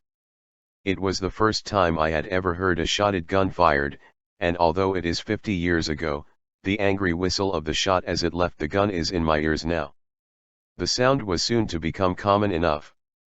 We all jumped up at the report, and fell in almost without the word being given, grasping our rifles tightly, and the leading files peering forward to look for the approaching enemy. This gun was apparently the signal to begin, for now our batteries opened fire all along the line. What they were firing at I could not see, and I am sure the gunners could not see much themselves. I have told you what a haze had come over the air since the morning, and now the smoke from the guns settled like a pall over the hill, and soon we could see little but the men in our ranks, and the outline of some gunners in the battery drawn up next us on the slope on our right. This firing went on, I should think, for nearly a couple of hours, and still there was no reply. We could see the gunners. It was a troop of horse artillery working away like fury, ramming, loading, and running up with cartridges, the officer in command riding slowly up and down just behind his guns, and peering out with his field glasses into the mist. Once or twice they ceased firing to let their smoke clear away, but this did not do much good. For nearly 2 hours did this go on, and not a shot came in reply. "If a battle is like this," said Dick Wake, who was my next hand file, "it's mild work, to say the least." The words were hardly uttered when a rattle of musketry was heard in front. Our skirmishers were at it, and very soon the bullets began to sing over our heads, and some struck the ground at our feet. Up to this time we had been in column, we were now deployed into line on the ground assigned to us. From the valley or gap on our left there ran a lane right up the hill almost due west, or along our front. This lane had a thick bank about 4 feet high, and the greater part of the regiment was drawn up behind it, but a little way up the hill the lane trended back out of the line, so the right of the regiment here left it and occupied the open grassland of the park. The bank had been cut away at this point to admit of our going in and out. We had been told in the morning to cut down the bushes on the top of the bank, so as to make the space clear for firing over, but we had no tools to work with. However, a party of sappers had come down and finished the job. My company was on the right, and was thus beyond the shelter of the friendly bank. On our right again was the battery of artillery already mentioned, then came a battalion of the line, then more guns, then a great mass of militia and volunteers, and a few line up to the big house. At least this was the order before the firing began. After that I do not know what changes took place. And now the enemy's artillery began to open. Where their guns were posted we could not see, but we began to hear the rush of the shells over our heads, and the bang as they burst just beyond. And now what took place I can really hardly tell you. Sometimes when I try and recall the scene, it seems as if it lasted for only a few minutes, yet I know, as we lay on the ground, I thought the hours would never pass away, as we watched the gunners still plying their task, firing at the invisible enemy, never stopping for a moment except when now and again a dull blow would be heard and a man fall down, then 3 or 4 of his comrades would carry him to the rear. The captain no longer rode up and down. What had become of him I do not know. 2 of the guns ceased firing for a time, they had got injured in some way, and up rode an artillery general. I think I see him now, a very handsome man, with straight features and a dark mustache, his breast covered with medals. He appeared in a great rage at the guns stopping fire. "Who commands this battery?" he cried. "I do, Sir Henry," said an officer, riding forward, whom I had not noticed before. The group is before me at this moment, standing out clear against the background of smoke, Sir Henry erect on his splendid charger, his flashing eye, his left arm pointing towards the enemy to enforce something he was going to say, the young officer reining in his horse just beside him, and saluting with his right hand raised to his busby. This for a moment, then a dull thud, and both horses and riders are prostrate on the ground. A round shot had struck all 4 at the saddle line. Some of the gunners ran up to help, but neither officer could have lived many minutes. This was not the first I saw killed. Some time before this, almost immediately on the enemy's artillery opening, as we were lying, I heard something like the sound of metal striking metal, and at the same moment Dick Wake, who was next me in the ranks, leaning on his elbows, sank forward on his face. I looked round and saw what had happened. A shot fired at a high elevation, passing over his head, had struck the ground behind, nearly cutting his thigh off. It must have been the ball striking his sheath bayonet which made the noise. 3 of us carried the poor fellow to the rear, with difficulty for the shattered limb, but he was nearly dead from loss of blood when we got to the doctor, who was waiting in a sheltered hollow about 200 yards in rear, with 2 other doctors in plain clothes, who had come up to help. We deposited our burden and returned to the front. Poor Wake was sensible when we left him, but apparently too shaken by the shock to be able to speak. Wood was there helping the doctors. I paid more visits to the rear of the same sort before the evening was over. All this time we were lying there to be fired at without returning a shot, for our skirmishers were holding the line of walls and enclosures below. However, the bank protected most of us, and the brigadier now ordered our right company, which was in the open, to get behind it also, and there we lay about 4 deep, the shells crashing and bullets whistling over our heads, but hardly a man being touched. Our colonel was, indeed, the only one exposed, for he rode up and down the lane at a foot pace as steady as a rock, but he made the major and adjutant dismount, and take shelter behind the hedge, holding their horses. We were all pleased to see him so cool, and it restored our confidence in him, which had been shaken yesterday. The time seemed interminable while we lay thus inactive. We could not, of course, help peering over the bank to try and see what was going on, but there was nothing to be made out, for now a tremendous thunderstorm, which had been gathering all day, burst on us, and a torrent of almost blinding rain came down, which obscured the view even more than the smoke, while the crashing of the thunder and the glare of the lightning could be heard and seen even above the roar and flashing of the artillery.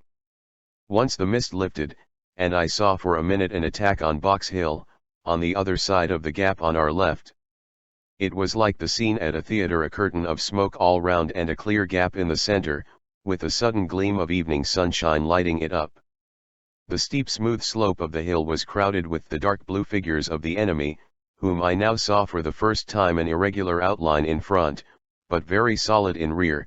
The whole body was moving forward by fits and starts, the men firing and advancing, the officers waving their swords, the columns closing up and gradually making way. Our people were almost concealed by the bushes at the top, whence the smoke and their fire could be seen proceeding.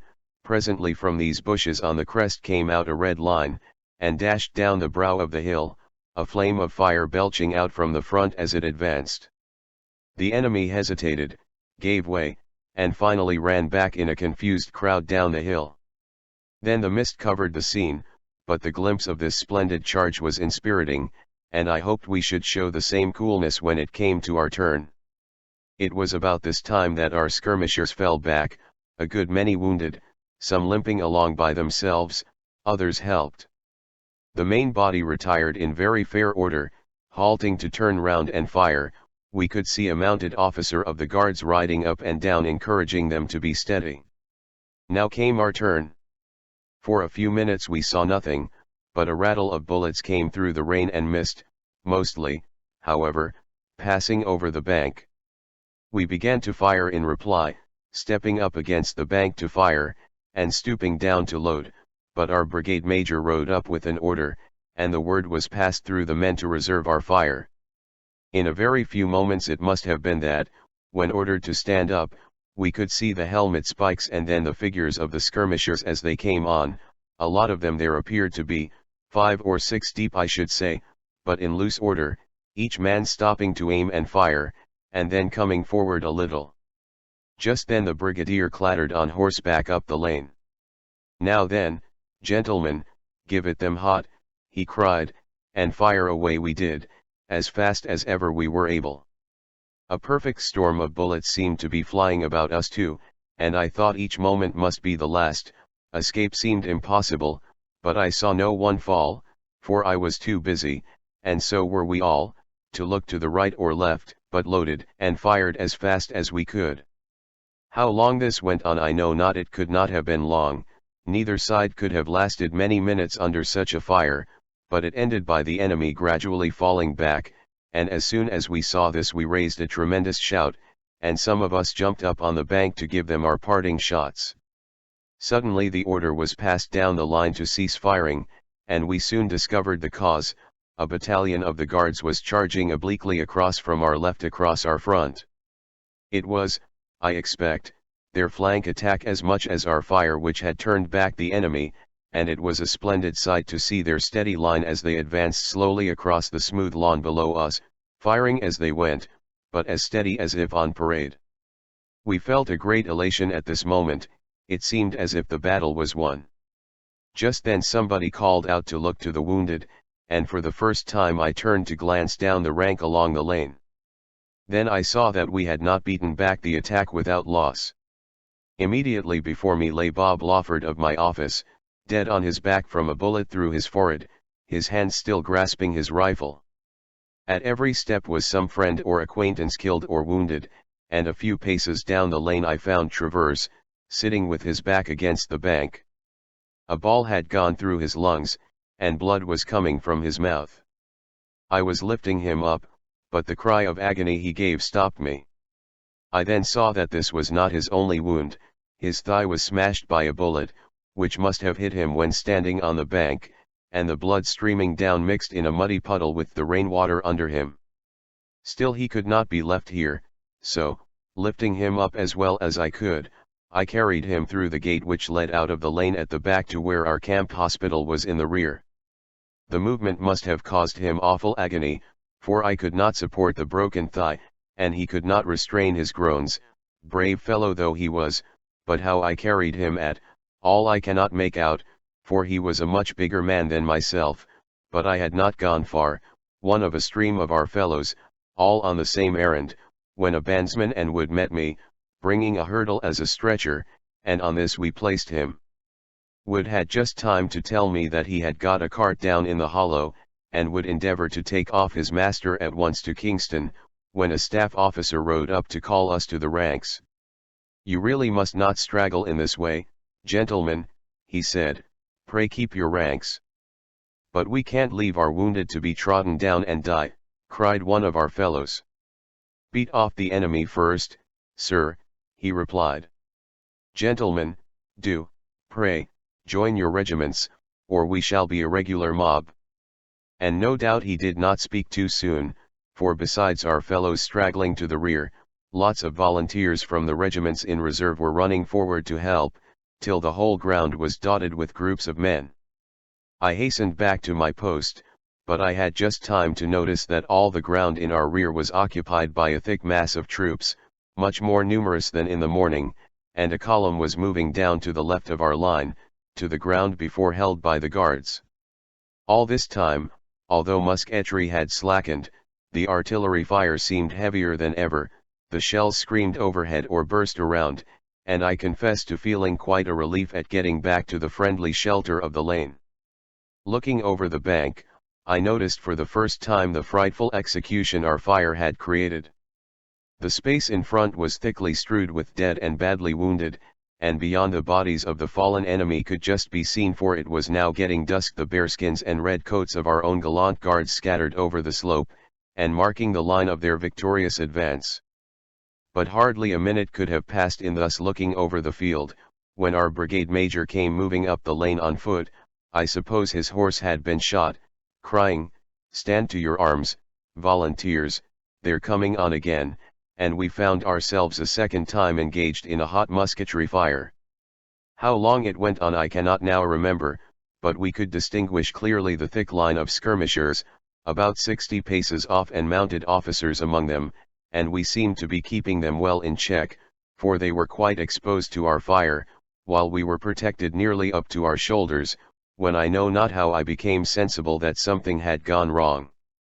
"We are taken in flank," called out someone, and looking along the left, sure enough there were dark figures jumping over the bank into the lane and firing up along our line.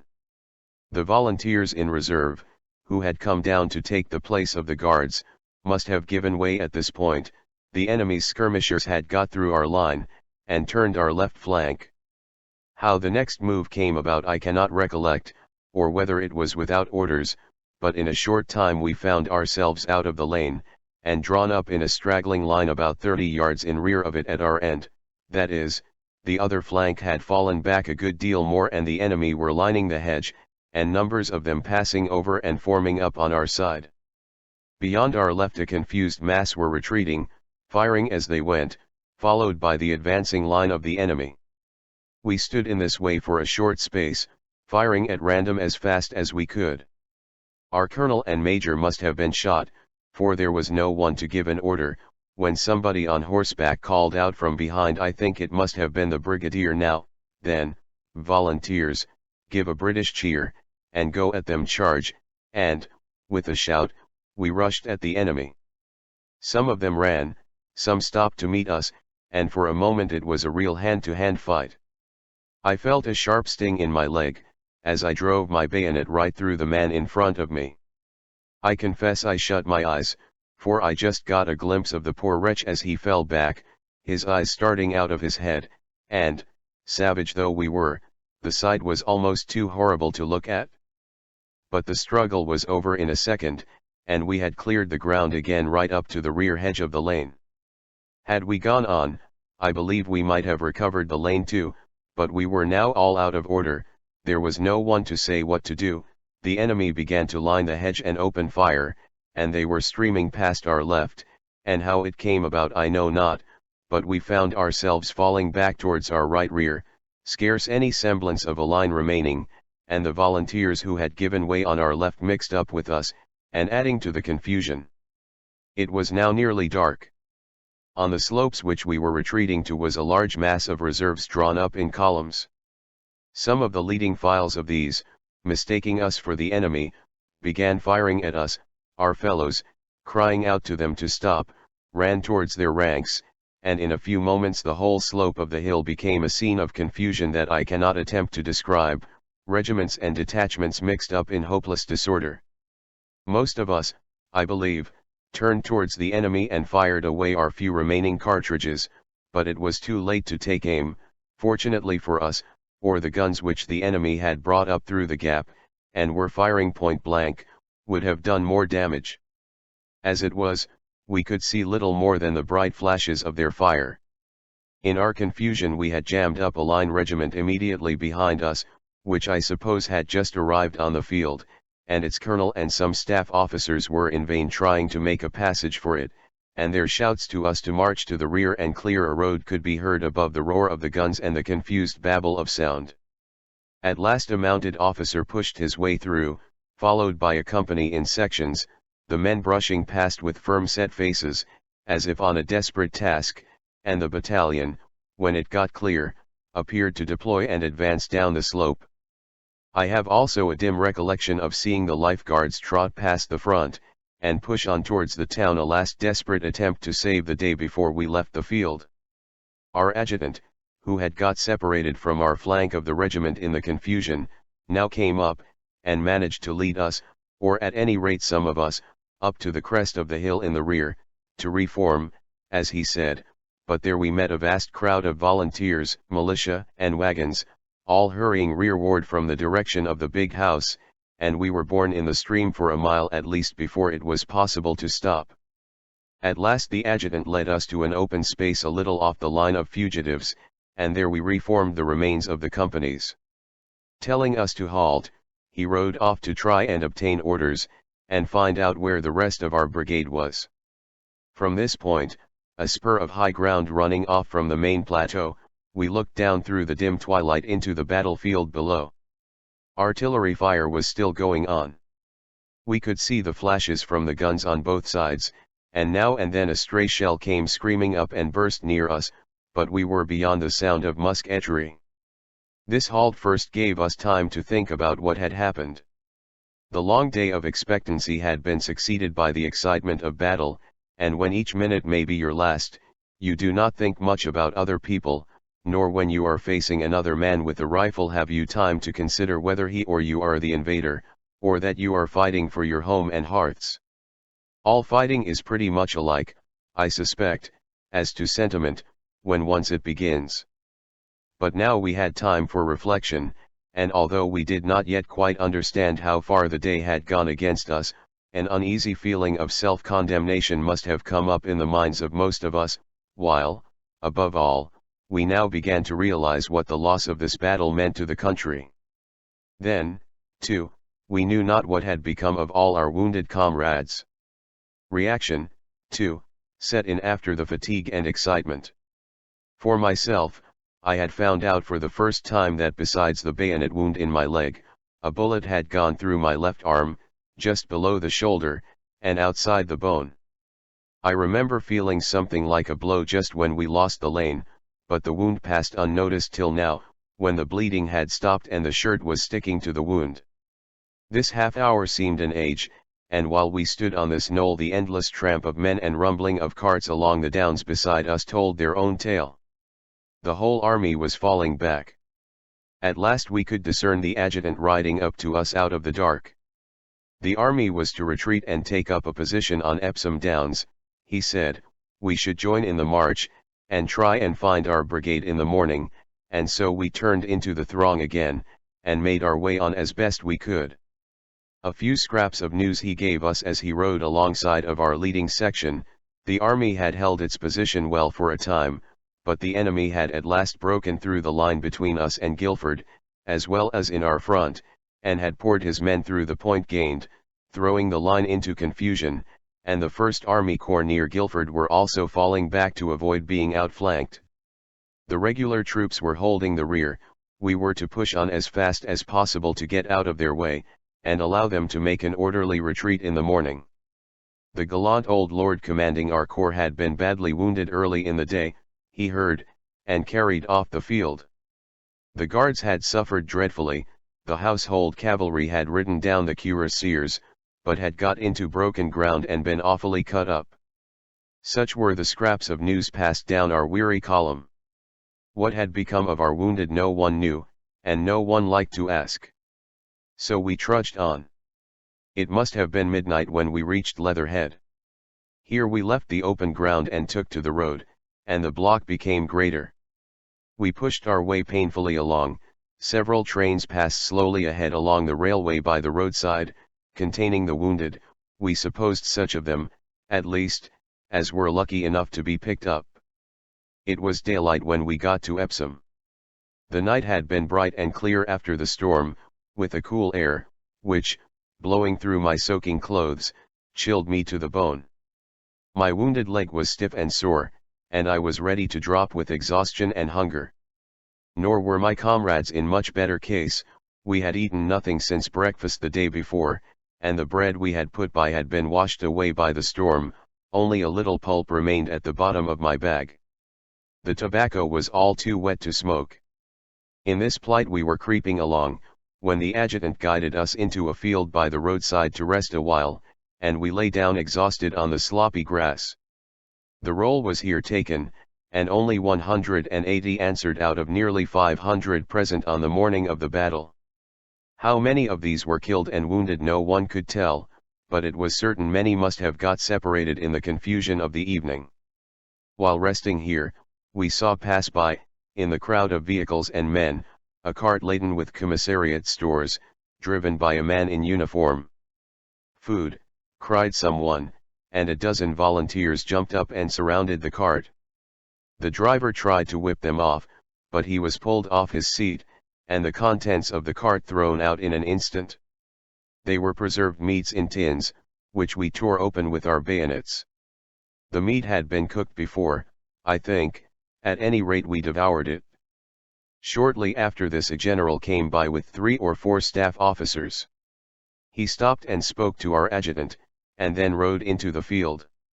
"My lads," said he, "you shall join my division for the present, fall in, and follow the regiment that is now passing." We rose up, fell in by companies, each about 20 strong, and turned once more into the stream moving along the road, regiments, detachments, single volunteers, or militiamen, country people making off, some with bundles, some without, a few in carts, but most on foot, here and there wagons of stores, with men sitting wherever there was room, others crammed with wounded soldiers. Many blocks occurred from horses falling, or carts breaking down and filling up the road. In the town the confusion was even worse, for all the houses seemed full of volunteers and militiamen, wounded, or resting, or trying to find food, and the streets were almost choked up. Some officers were in vain trying to restore order, but the task seemed a hopeless one. 1 or 2 volunteer regiments which had arrived from the north the previous night, and had been halted here for orders, were drawn up along the roadside steadily enough, and some of the retreating regiments, including ours, may have preserved the semblance of discipline, but for the most part the mass pushing to the rear was a mere mob. The regulars, or what remained of them, were now, I believe, all in the rear, to hold the advancing enemy in check. A few officers among such a crowd could do nothing. To add to the confusion, several houses were being emptied of the wounded brought here the night before, to prevent their falling into the hands of the enemy, some in carts, some being carried to the railway by men. The groans of these poor fellows as they were jostled through the street went to our hearts, selfish though fatigue and suffering had made us. At last, following the guidance of a staff officer who was standing to show the way, we turned off from the main London road and took that towards Kingston. Here the crush was less, and we managed to move along pretty steadily. The air had been cooled by the storm, and there was no dust. We passed through a village where our new general had seized all the public houses, and taken possession of the liquor, and each regiment as it came up was halted, and each man got a drink of beer, served out by companies. Whether the owner got paid, I know not, but it was like nectar. It must have been about 1 o'clock in the afternoon that we came in sight of Kingston. We had been on our legs 16 hours, and had got over about 12 miles of ground. There is a hill a little south of the Surbiton station, covered then mostly with villas, but open at the western extremity, where there was a clump of trees on the summit. We had diverged from the road towards this, and here the general halted us and disposed the line of the division along his front, facing to the southwest, the right of the line reaching down to the waterworks on the Thames, the left extending along the southern slope of the hill, in the direction of the Epsom road by which we had come. We were nearly in the center, occupying the knoll just in front of the general, who dismounted on the top and tied his horse to a tree. It is not much of a hill, but commands an extensive view over the flat country around, and as we lay wearily on the ground we could see the Thames glistening like a silver field in the bright sunshine, the palace at Hampton Court, the bridge at Kingston, and the old church tower rising above the haze of the town, with the woods of Richmond Park behind it. To most of us the scene could not but call up the associations of happy days, of peace days now ended and peace destroyed through national infatuation. We did not say this to each other, but a deep depression had come upon us, partly due to weakness and fatigue, no doubt, but we saw that another stand was going to be made, and we had no longer any confidence in ourselves. If we could not hold our own when stationary in line, on a good position, but had been broken up into a rabble at the first shock, what chance had we now of maneuvering against a victorious enemy in this open ground?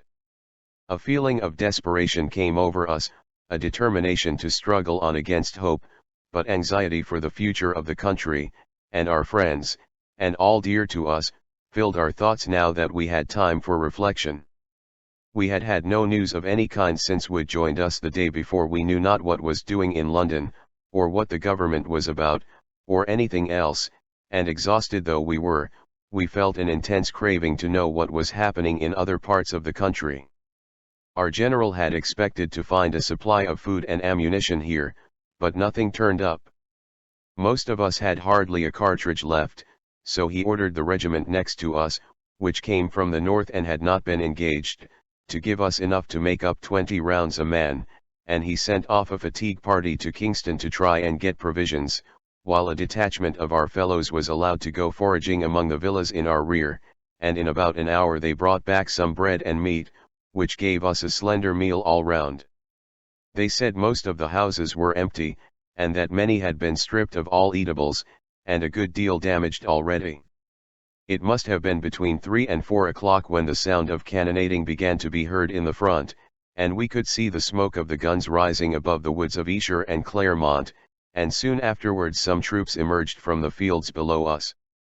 It was the rear guard of regular troops. There were some guns also, which were driven up the slope and took up their position round the knoll. There were 3 batteries, but they only counted 8 guns amongst them. Behind them was posted the line. It was a brigade apparently of 4 regiments, but the whole did not look to be more than 800 or 900 men.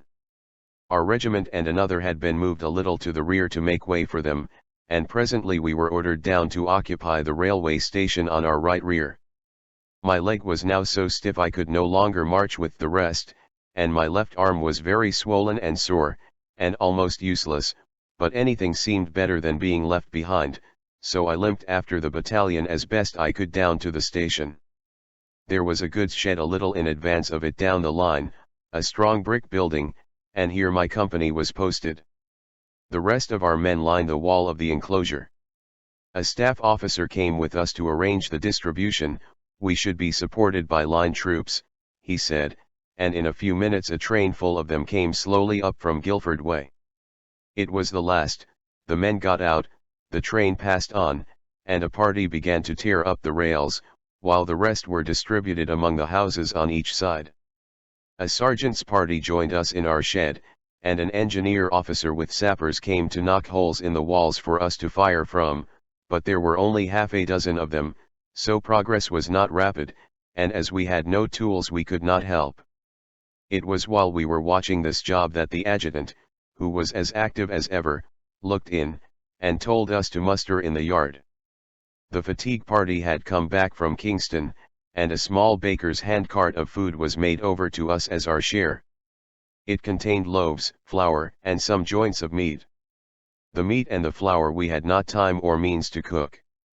The loaves we devoured, and there was a tap of water in the yard, so we felt refreshed by the meal.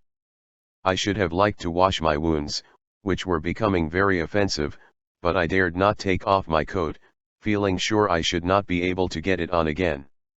It was while we were eating our bread that the rumor first reached us of another disaster, even greater than that we had witnessed ourselves. Whence it came I know not, but a whisper went down the ranks that Woolwich had been captured. We all knew that it was our only arsenal, and understood the significance of the blow. No hope, if this were true, of saving the country. Thinking over this, we went back to the shed.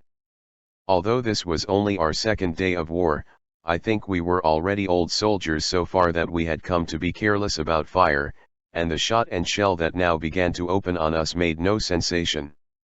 We felt, indeed, our need of discipline, and we saw plainly enough the slender chance of success coming out of troops so imperfectly trained as we were, but I think we were all determined to fight on as long as we could.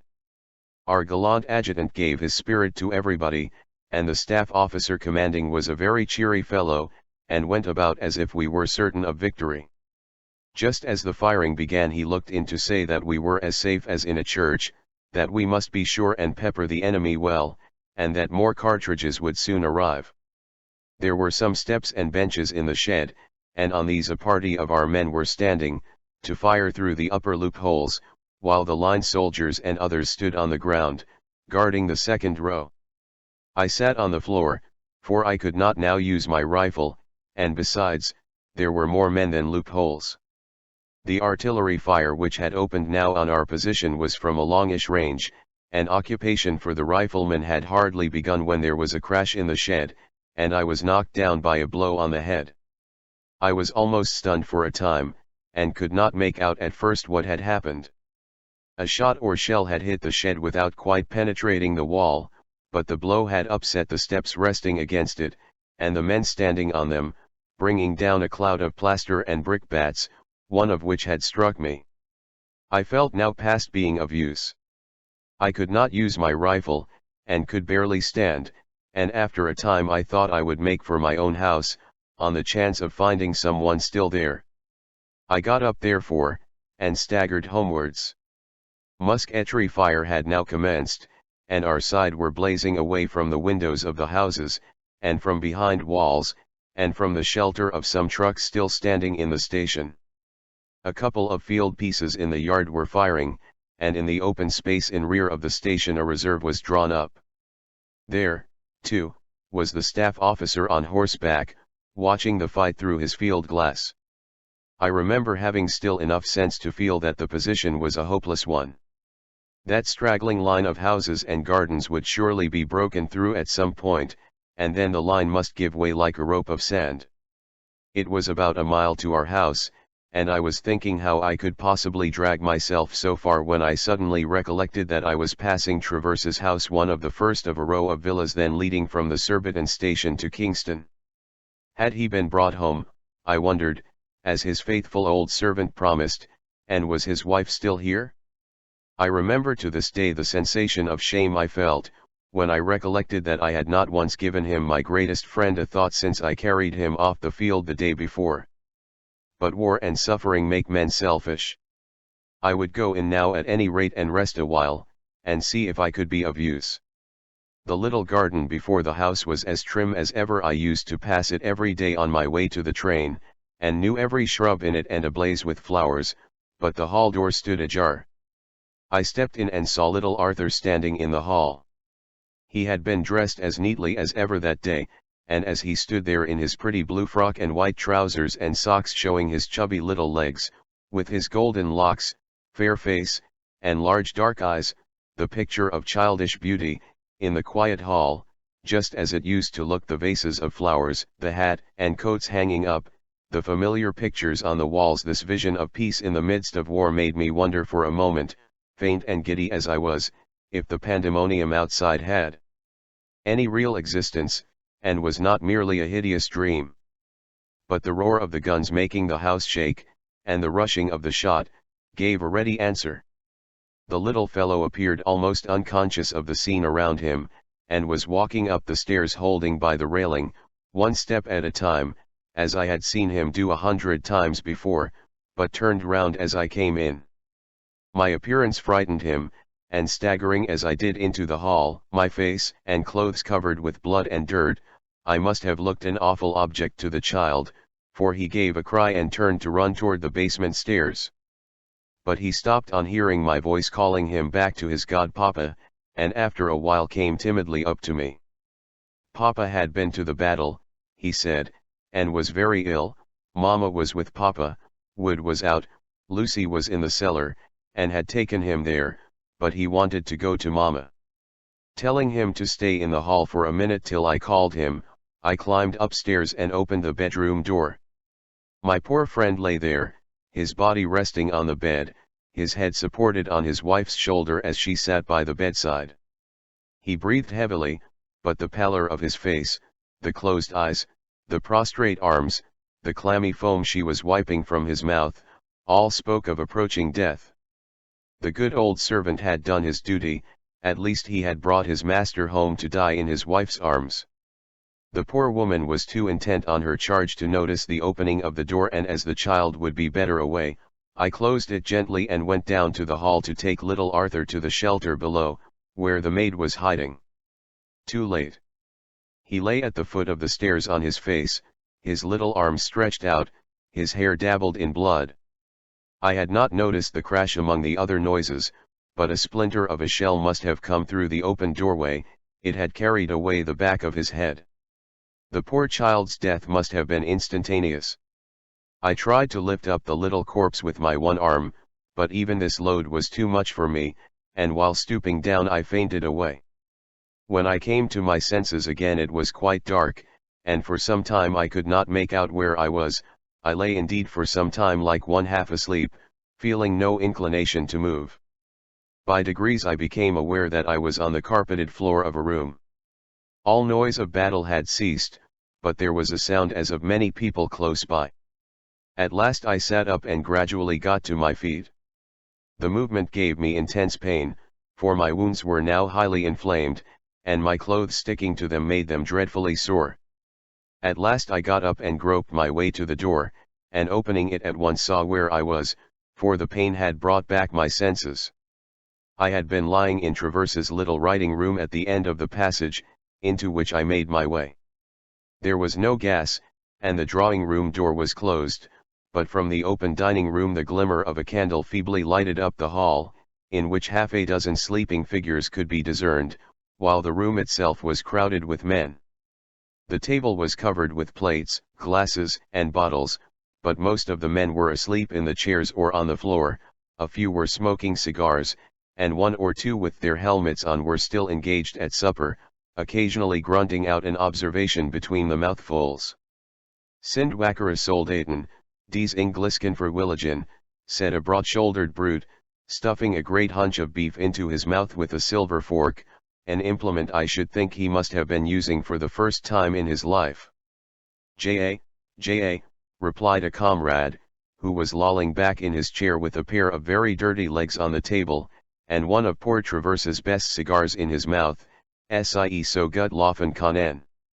"J.A. Wall," responded the first speaker, "aber sind nicht eben so schnell wie die französischen Mobleten." "Schwiss," grunted a hulking lout from the floor, leaning on his elbow, and sending out a cloud of smoke from his ugly jaws. "Und sind hier etwa gut schützen." "Hast recht, Lang Peter," answered number one, When die skirken so gut exerceren we schutsen kanten, so waren wir heut nicht hier. Recht, said the second, das exerceren macht den guten Soldaten. What more criticisms on the shortcomings of our unfortunate volunteers might have passed I did not stop to hear, being interrupted by a sound on the stairs. Mrs. Traverse was standing on the landing place. I limped up the stairs to meet her. Among the many pictures of those fatal days engraven on my memory, I remember none more clearly than the mournful aspect of my poor friend, widowed and childless within a few moments, as she stood there in her white dress, coming forth like a ghost from the chamber of the dead, the candle she held lighting up her face, and contrasting its pallor with the dark hair that fell disordered round it, its beauty radiant even through features worn with fatigue and sorrow. She was calm and even tearless, though the trembling lip told of the effort to restrain the emotion she felt. "Dear friend," she said, taking my hand, "I was coming to seek you, forgive my selfishness in neglecting you so long, but you will understand glancing at the door above how occupied I have been." "Where," I began, "is my boy?" she answered, anticipating my question. "I have laid him by his father." "But now your wounds must be cared for, how pale and faint you look, rest here a moment," and, descending to the dining room, she returned with some wine, which I gratefully drank, and then, making me sit down on the top step of the stairs, she brought water and linen, and, cutting off the sleeve of my coat, bathed and bandaged my wounds. 'Twas I who felt selfish for thus adding to her troubles, but in truth I was too weak to have much will left, and stood in need of the help which she forced me to accept, and the dressing of my wounds afforded indescribable relief. While thus tending me, she explained in broken sentences how matters stood. Every room but her own, and the little parlor into which with Wood's help she had carried me, was full of soldiers. Wood had been taken away to work at repairing the railroad and Lucy had run off from fright, but the cook had stopped at her post, and had served up supper and opened the cellar for the soldiers' use. She herself did not understand what they said, and they were rough and boorish, but not uncivil. I should now go, she said, when my wounds were dressed, to look after my own home, where I might be wanted. For herself, she wished only to be allowed to remain watching there, glancing at the room where lay the bodies of her husband and child, where she would not be molested. I felt that her advice was good. I could be of no use as protection, and I had an anxious longing to know what had become of my sick mother and sister. Besides, some arrangement must be made for the burial. I therefore limped away. There was no need to express thanks on either side, and the grief was too deep to be reached by any outward show of sympathy. Outside the house there was a good deal of movement and bustle, many carts going along, the wagoners, from Sussex and Surrey, evidently impressed and guarded by soldiers, and although no gas was burning, the road towards Kingston was well lighted by torches held by persons standing at short intervals in line, who had been seized for the duty, some of them the tenants of neighboring villas. Almost the first of these torch-bearers I came to was an old gentleman whose face I was well acquainted with, from having frequently travelled up and down in the same train with him. He was a senior clerk in a government office, I believe, and was a mild-looking old man with a prim face and a long neck, which he used to wrap in a white double neckcloth, a thing even in those days seldom seen. Even in that moment of bitterness I could not help being amused by the absurd figure this poor old fellow presented, with his solemn face and long cravat, doing penance with a torch in front of his own gate, to light up the path of our conquerors. But a more serious object now presented itself, a corporal's guard passing by, with 2 English volunteers in charge, their hands tied behind their backs. They cast an imploring glance at me, and I stepped into the road to ask the corporal what was the matter, and even ventured, as he was passing on, to lay my hand on his sleeve. "Auf dem Wedge, Spitzbube," cried the brute, lifting his rifle as if to knock me down. "Must one prisoners who fire at us let shoot," he went on to add, "and shot the poor fellows would have been, I suppose, if I had not interceded with an officer, who happened to be riding by." "Herr Hauptmann," I cried, as loud as I could, "is this your discipline, to let unarmed prisoners be shot without orders. The officer, thus appealed to, reined in his horse, and halted the guard till he heard what I had to say. My knowledge of other languages here stood me in good stead, for the prisoners, North Country factory hands apparently, were of course utterly unable to make themselves understood, and did not even know in what they had offended. I therefore interpreted their explanation. They had been left behind while skirmishing near Ditton, in a barn, and coming out of their hiding place in the midst of a party of the enemy, with their rifles in their hands, the latter thought they were going to fire at them from behind. It was a wonder they were not shot down on the spot. The captain heard the tale, and then told the guard to let them go, and they slunk off at once into a by-road.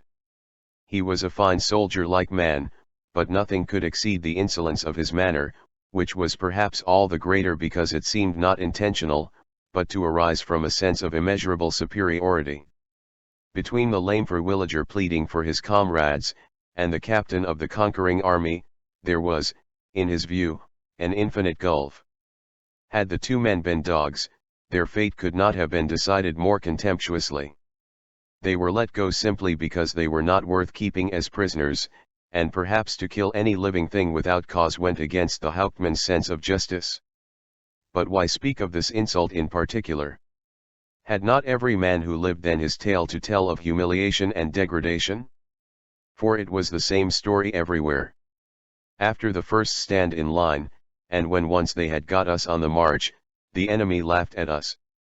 Our handful of regular troops was sacrificed almost to a man in a vain conflict with numbers, our volunteers and militia, with officers who did not know their work, without ammunition, or equipment, or staff to superintend, starving in the midst of plenty. We had soon become a helpless mob, fighting desperately here and there, but with whom, as a maneuvering army, the disciplined invaders did just what they pleased. Happy those whose bones whitened the fields of Surrey, they at least were spared the disgrace we lived to endure. Even you, who have never known what it is to live otherwise than on sufferance, even your cheeks burn when we talk of these days.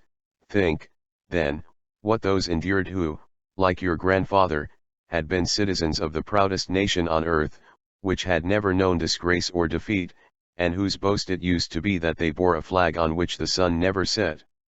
We had heard of generosity in war, we found none.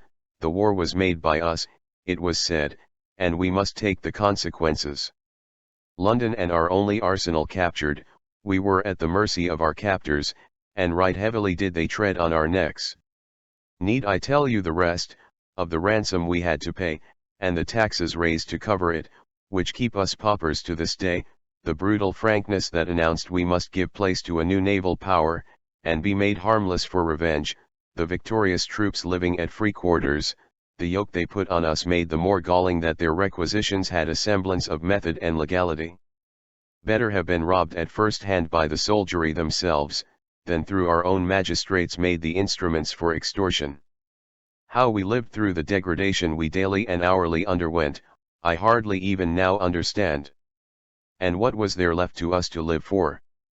Stripped of our colonies, Canada and the West Indies gone to America, Australia forced to separate, India lost forever, after the English there had all been destroyed, vainly trying to hold the country when cut off from aid by their countrymen, Gibraltar and Malta ceded to the new naval power, Ireland independent and in perpetual anarchy and revolution. When I look at my country as it is now, its trade gone, its factories silent, its harbors empty, a prey to pauperism and decay, when I see all this, and think what Great Britain was in my youth, I ask myself whether I have really a heart or any sense of patriotism that I should have witnessed such degradation and still care to live. France was different. There, too, they had to eat the bread of tribulation under the yoke of the conqueror. Their fall was hardly more sudden or violent than ours, but war could not take away their rich soil. They had no colonies to lose, their broad lands, which made their wealth, remained to them, and they rose again from the blow. But our people could not be got to see how artificial our prosperity was, that it all rested on foreign trade and financial credit, that the course of trade once turned away from us, even for a time, it might never return, and that our credit once shaken might never be restored. To hear men talk in those days, you would have thought that Providence had ordained that our government should always borrow at 3% and that trade came to us because we lived in a foggy little island set in a boisterous sea. They could not be got to see that the wealth heaped up on every side was not created in the country, but in India and China, and other parts of the world, and that it would be quite possible for the people who made money by buying and selling the natural treasures of the earth, to go and live in other places, and take their profits with them. Nor would men believe that there could ever be an end to our coal and iron, or that they would get to be so much dearer than the coal and iron of America that it would no longer be worthwhile to work them, and that therefore we ought to insure against the loss of our artificial position as the great center of trade, by making ourselves secure and strong and respected. We thought we were living in a commercial millennium, which must last for 1,000 years at least. After all, the bitterest part of our reflection is, that all this misery and decay might have been so easily prevented, and that we brought it about ourselves by our own short-sighted recklessness. There, across the narrow straits, was the writing on the wall, but we would not choose to read it. The warnings of the few were drowned in the voice of the multitude. Power was then passing away from the class which had been used to rule, and to face political dangers, and which had brought the nation with honor unsullied through former struggles, into the hands of the lower classes, uneducated, untrained to the use of political rights, and swayed by demagogues, and the few who were wise in their generation were denounced as alarmists, or as aristocrats who sought their own aggrandizement by wasting public money on bloated armaments. The rich were idle and luxurious, the poor grudged the cost of defense. Politics had become a mere bidding for radical votes, and those who should have led the nation stooped rather to pander to the selfishness of the day, and humored the popular cry which denounced those who would secure the defense of the nation by enforced arming of its manhood, as interfering with the liberties of the people. Truly the nation was ripe for a fall, but when I reflect how a little firmness and self-denial, or political courage and foresight, might have averted the disaster, I feel that the judgment must have really been deserved. A nation too selfish to defend its liberty, could not have been fit to retain it. To you, my grandchildren, who are now going to seek a new home in a more prosperous land, let not this bitter lesson be lost upon you in the country of your adoption. For me, I am too old to begin life again in a strange country, and hard and evil as have been my days, it is not much to await in solitude the time which cannot now be far off, when my old bones will be laid to rest in the soil I have loved so well, and whose happiness and honor I have so long survived. The end of the Battle of Dorking. Thanks for visiting. Subscribe, like, share and comment. See you again soon.